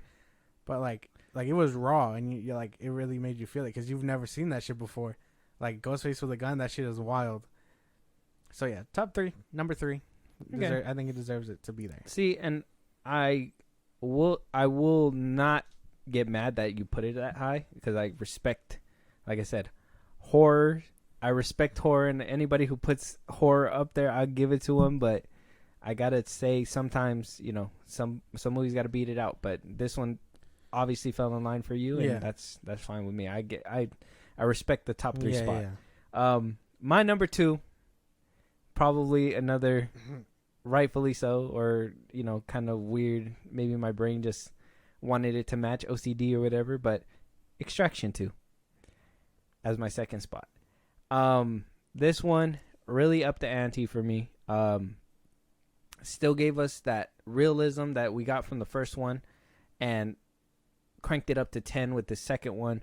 I love the acting. I said it to you in the car ride as well that it doesn't do anything crazy complex, but it does have a couple layers to it, and I think the one aspect that kind of drew me back a little bit, but I knew they had to do it in order to keep going, was that whole the whole backstory with him not being able to remember his kid. Because within the movie, spoiler, just a tiny one, they kind of, the way that his motivation kind of goes away from the first part was they put it on a disc, and I was like, if he had it on a disc this whole time, what the fuck? There was no point to have a shaky memory about exactly. So I would say that's where it kind of dropped a little bit of points for me, but I understand, like, as soon as I finished the first one, I already understood, like, they were on shaky ground. They didn't know whether he was coming back. They didn't know if he was, they should have shot him in a different spot if they were going to bring him back instead of, I did like they gave him that tattoo.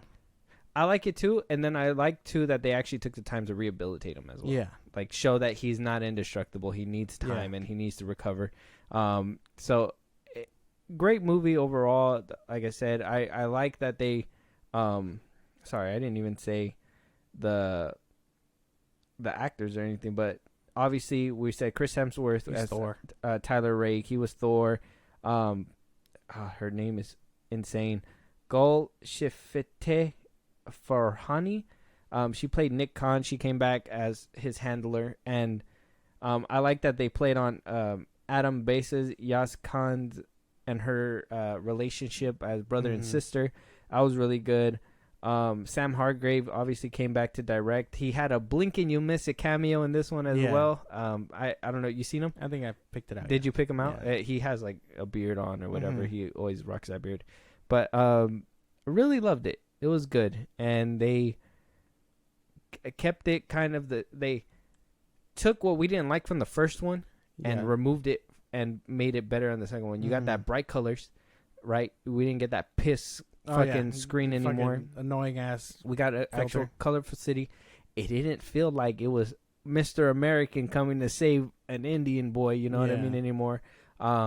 Which I did read that was a big turnoff when it first came out, apparently.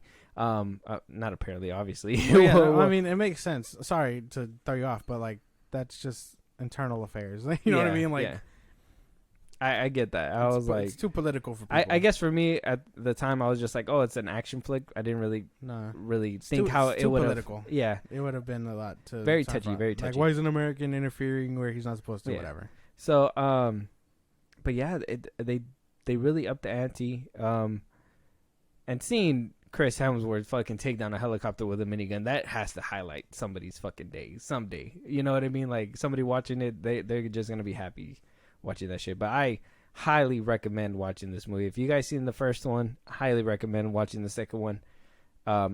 Could not take my eyes off of it, especially with the extra scenes and the hand-to-hand combat that happens in these movies. It's one of those movies that I love to rewatch again and again for the action, because you can see the little details that you missed from the first time. It had a lot of good action scenes. I'm not gonna take away from your spot, because I think it's kind of valid, even though mine ended up where it ended up. other movies have to fall in line. That's just my take on it. Like 9 or 10, 9, 8, and 7, whatever. But like I think, although top 5 is usually where the people are like, "Oh, what's your top 5?" But like 1 through 6 were really just like tough to pin. You know what I mean? Yeah.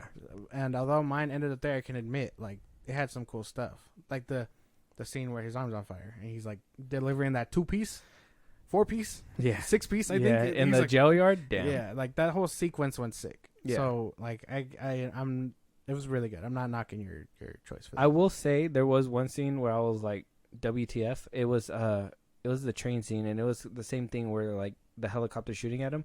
He kind of turns to the side like if something was blocking him while the helicopter was shooting him. Yeah. But it was just a ladder.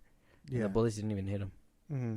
I was like, what the fuck? What threw me off about that train sequence is if you look hard enough, I know you're probably gonna pick it at it now when you go back to rewatch it, but the train sequence, Chris Hemsworth is doing his thing, but in the back the brother is like fake struggling with the dude. You're probably gonna You're probably gonna pick it out when you see it again. I'll probably rewatch it. It's a little nitpick that had me. I was like, okay, he's not even like trying with the dude back there. He's just over there dancing. I think at when the camera pans, you can kind of see him like let go, and then it's over. And then like obviously when the camera pans back in, he's still fighting him.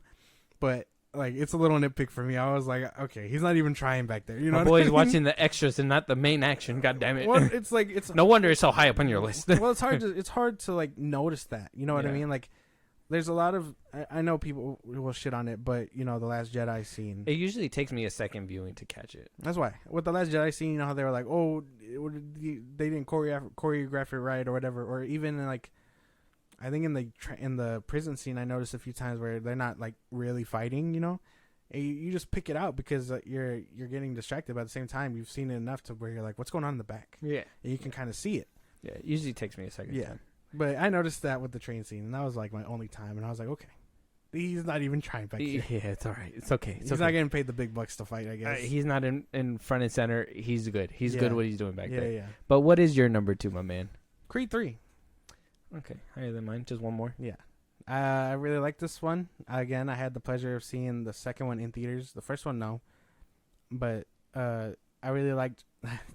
Again, we know he's probably a criminal, but Jonathan Majors stood out here for me too. Really good fucking actor, man. His drama aside, his flowers should be deserved, regardless. Mm-hmm. He does this thing here. Michael B. Jordan he has such a good eye, dude. Like, I hope he continues his directing career, but, like, he's such a sick actor, too. The fact that he could do both, because you would think, like, being behind the camera would dull your, like, one thing, you know what I mean? Like, it's either you're a full-on actor or you're a full-on director. Like, you never really hear that. Yeah.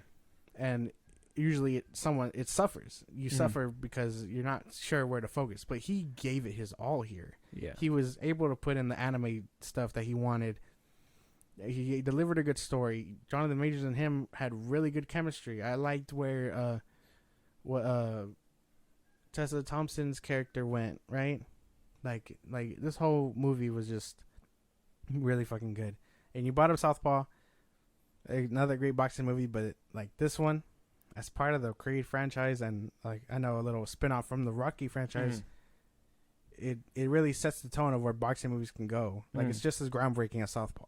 I will say, out of all three of them, the Creed 3 is the top for me. Yeah. And I'll put Creed 3 above Southpaw as well, even though I love Southpaw. Okay. But Creed 3, I think, because Jonathan Majors really gave it his all, I think it's one of the...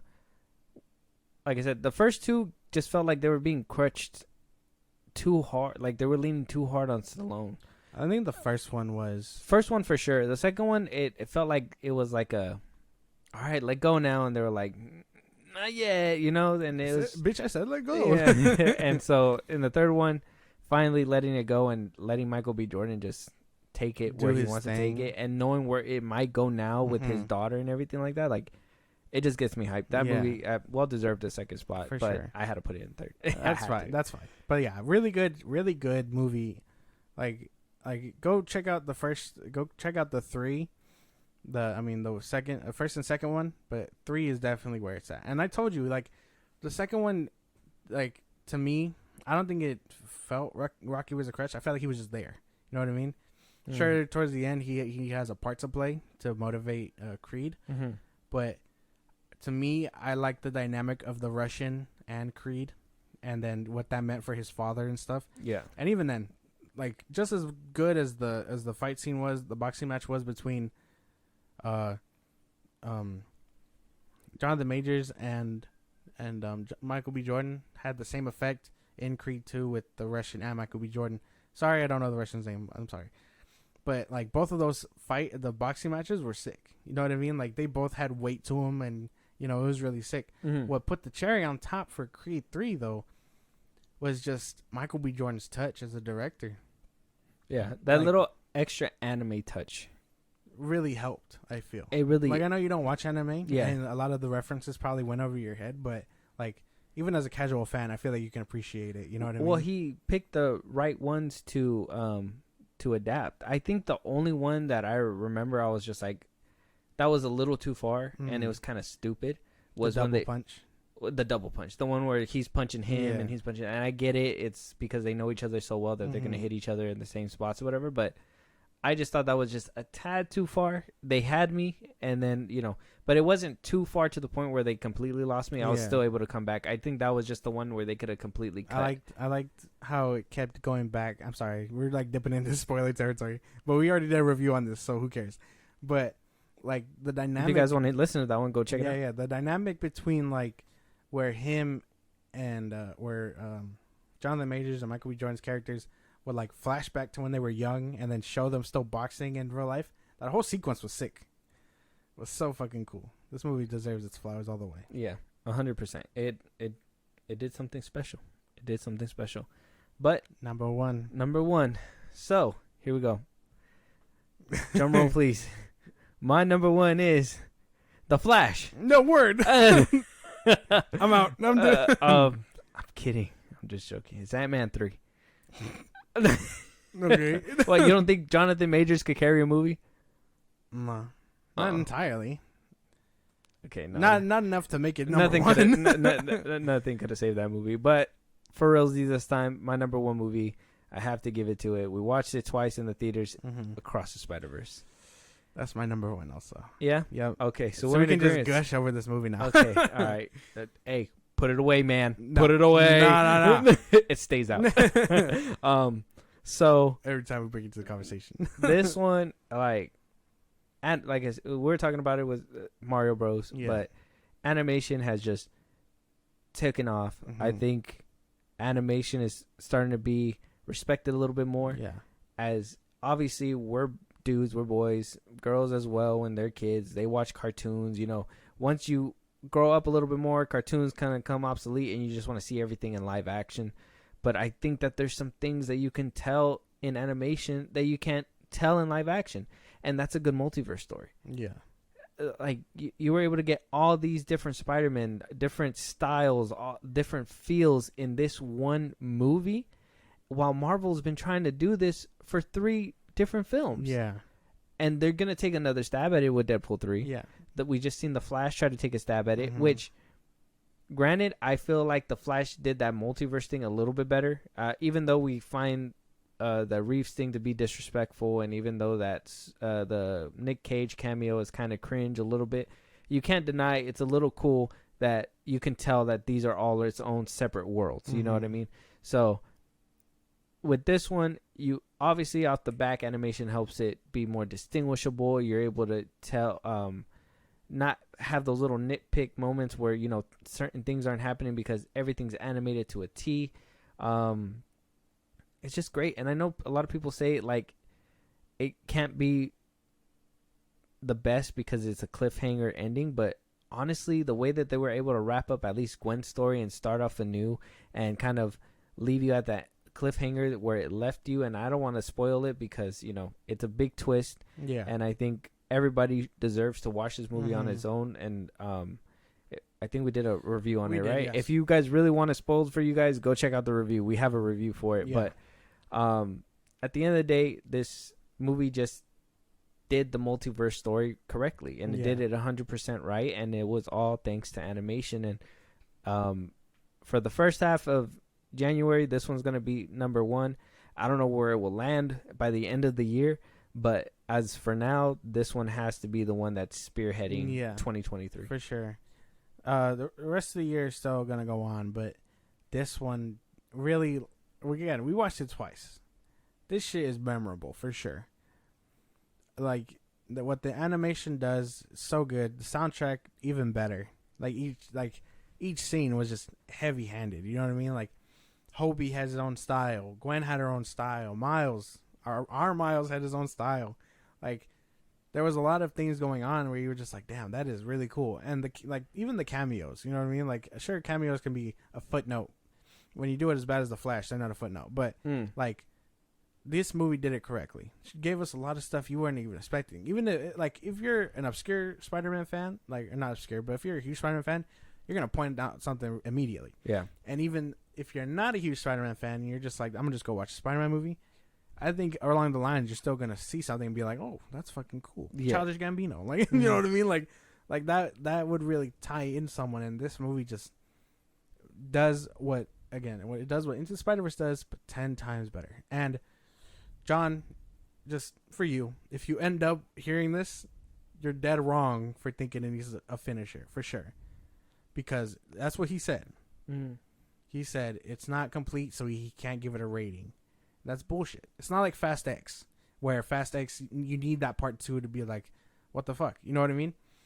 This one can stand on its own perfectly. This movie could have flopped, and I still think it would have been fine. Yeah, because that ending would have made you be able to think what could happen next. It'll leave you yearning for more. Yeah. Fast X ending, it doesn't do that. No, it just leaves you like Dom can die, and then like it be over. Yeah, if you leave it at where it's at, you just assume they all survived. Yeah. You know what I mean? You just assume. Whereas there's some real stakes happening. Yes. In Across the Spider-Verse that doesn't happen in that one. Same thing with, like I said, if we want to put it between its respective playing field, the multiversal movies that have been being pumped out, this one just has that feel like there's actual danger. Yeah. Like things can actually hurt. Yes. Even that whole glitching in between timelines and stuff like that, or dimensions, whatever, that gives a sense of real danger. And it's not something that's mentioned in the beginning, like calorie count thing, and then never used again. Like it happens throughout the movie. Yeah. One time a little too conveniently, but able to be overlooked 100%. But for the most part, this movie 100% deserves the spot where it's at, the spot that it's at. I understand by the end of the year, there's better movies probably. Change. Yeah, there's probably better movies out there. But if this movie can stand the test of time, plus we didn't talk about this with the other movies, but rewatch value. This movie, along with the first one too. Yeah, I'm still rewatching that movie and catching little things. Yeah. Whereas this one, I can't wait until it's on Blu-ray so I can watch it a few times and catch every single Spider-Man, every single I want to see if there's a Spider-Man that I wanted. Like even though they put a good chunk of them that I wanted in front and center, they knew what the people wanted. Spider-Man. I just want to see this movie again, and the rewatch value is there. You can rewatch it multiple times. Yeah, definitely has rewatch value. Like, it hits every time too. It's so good. Like this movie will tie you in for sure. Can't wait for the sequel, man. Yeah, but with that, I mean, there is some movies that we didn't get around to. Obviously, we didn't get around to, like Guardians of the Galaxy. So there, the Boogeyman, like I was saying, there's still a few movies out there. Infinity Pool is still on my list. I gotta watch that one. There's still some out there that could change and move this list around. We don't know. We don't know it. We don't know what the future holds. But at least for now, this is our top 10 for the year so far. Yeah. Some honorable mentions that I kind of just want to throw out there, just because they were on my mind, but couldn't really didn't land anywhere. They didn't land on my top 10, but obviously 65. That's one of them. Shazam 2, even though as not as good as they made it sound it was gonna be, it still did a little bit of something for me. I can still nitpick it, but it was still a worthy sequel in my opinion. It just it got drowned in the drama. Oh well. Obviously Fast X is an honorable mention because of Jason Momoa, but other than that, not really. Air is an honorable mention. I didn't put it on here. Evil Dead Rise, House Party, Ant-Man 3 for sure. Only for Jonathan Majors. That's it. House Party, it's just a hilarious fucking movie. Yeah. Snoop Dogg's in it at one point. Like, it's a funny little Mhm. kickback if you like those, like, Friday and Yeah, all that yeah. stuff. It's a good little movie. Movies to avoid, though. I got a list of movies to avoid. In the same category, Ant-Man 3 is also a movie to avoid. You People is a movie to avoid. Yeah, avoid that at all costs. Cocaine Bear. I didn't personally finish it. I personally didn't I like didn't it, finish but it. I'd say avoid that one. If that's your cup of tea, sure. Little Mermaid, avoid that one. Obviously, it wasn't good. Little Mermaid, it's not good. Like it's not groundbreaking. It's not too good. But honestly, watch it for Melissa McCarthy. I feel. Okay, and I would say for the younger audience, they'll probably enjoy it for sure, like kids and stuff. Yes, but Melissa McCarthy really carries that movie, which is crazy. Yeah, avoid the Flash At all costs. Don't watch the Flash. If you want a decently told multiverse story, Or if you want to throw up, go watch the Flash. Go ahead. But if you want a well done multiverse story, go watch Across the Spider-Verse. Way better, done well. It's crazy that they put this movie out not even a couple weeks. They put the Flash out not even a couple weeks after Across the Spider-Verse, and seeing them doing it right and having to go and sit through the Flash, fucking stupid. That was dumb. Across the Spider-Verse beat the Flash's ass, and then Transformers came out, and then they beat the fuck out of the Flash. So And the last don't watch is White Man Can't Jump. Don't watch that one. Oh, That's just dude, don't watch that. hot ass. So It's so garbage, man. For- Watch the classic one. Watch the Yeah, old one with the classic Woody Harrelson. Woody Harrelson and Blade. Do you have any honorable mentions on your list? Any that you watched that just couldn't make the cut? No, nah, not really. No. Everything else to me was kind of average. Like we didn't talk about Megan. I don't know if you watched that one. I didn't watch it. Yeah, but that was a 2022 movie. Was it? Yeah. Thought it came out in January. Nah. No. It was on the platforms on January, but it came out Oh. in November or something. Oh, so- that's crazy. Yeah. Could have sworn. But I did watch it. Could have sworn it came out in January. It was on streaming in January. Okay, Yeah. that's weird. That's when it hit Peacock. Okay, That's when I watched I it. didn't watch it. I thought it was a 2023 movie too because I did watch it in January on Mm. Peacock, but it wasn't straight to streaming and okay. theater release. Yeah, no. Then I guess not. Avoid those movies we talked about. Avoid Outlaws or The Outlaws. Yeah, avoid that one That too. shit was It's hot on ass. Netflix. Just don't do it. Don't do it. That shit's not good. That's about it. But I yeah, know there's a lot more. I think HBO Max has one with Sydney Todd, whatever the fuck her name was, the blonde chick from Euphoria. oh, the one on HBO Max. Yes. I want to see that one. Like I heard that one was pretty decent, yeah, I gotta watch that one. and she's a good actress. Reality, I think it's called. Yeah, I heard she's a good actress. Yeah, Not just for her stuff in Euphoria, but she's pretty good. she's gonna be in that new Madam Web movie Yeah, so she's making her name for herself. I'd say check that one out. too. Mm-hmm. But that's about it. Yeah, very good. With that though, that is our mid-year top 10. Mm-hmm. Episode 150 in the bag. Is there any movies out there that we probably missed that we haven't watched? A movie that you guys thought should have been in our top 10? Did you think Josh had a trash list? Did you think I have a trash list? Yeah. Did you think Flash should have been number one? Oh fuck. Josh, let them know where they can let us know. Twitter, TikTok, Instagram at FilmBros Podcast. We post when new episodes are up. You can hit us up there. For any news or movies you want us to cover, or tell us our lists were wrong, that'd be fine too. Listen to us on the go, Spotify, Apple Podcasts, or anywhere you get your podcasts at FilmBros Podcast. Subscribe on our Buzzsprout. Links are in the bios of the socials I just gave you.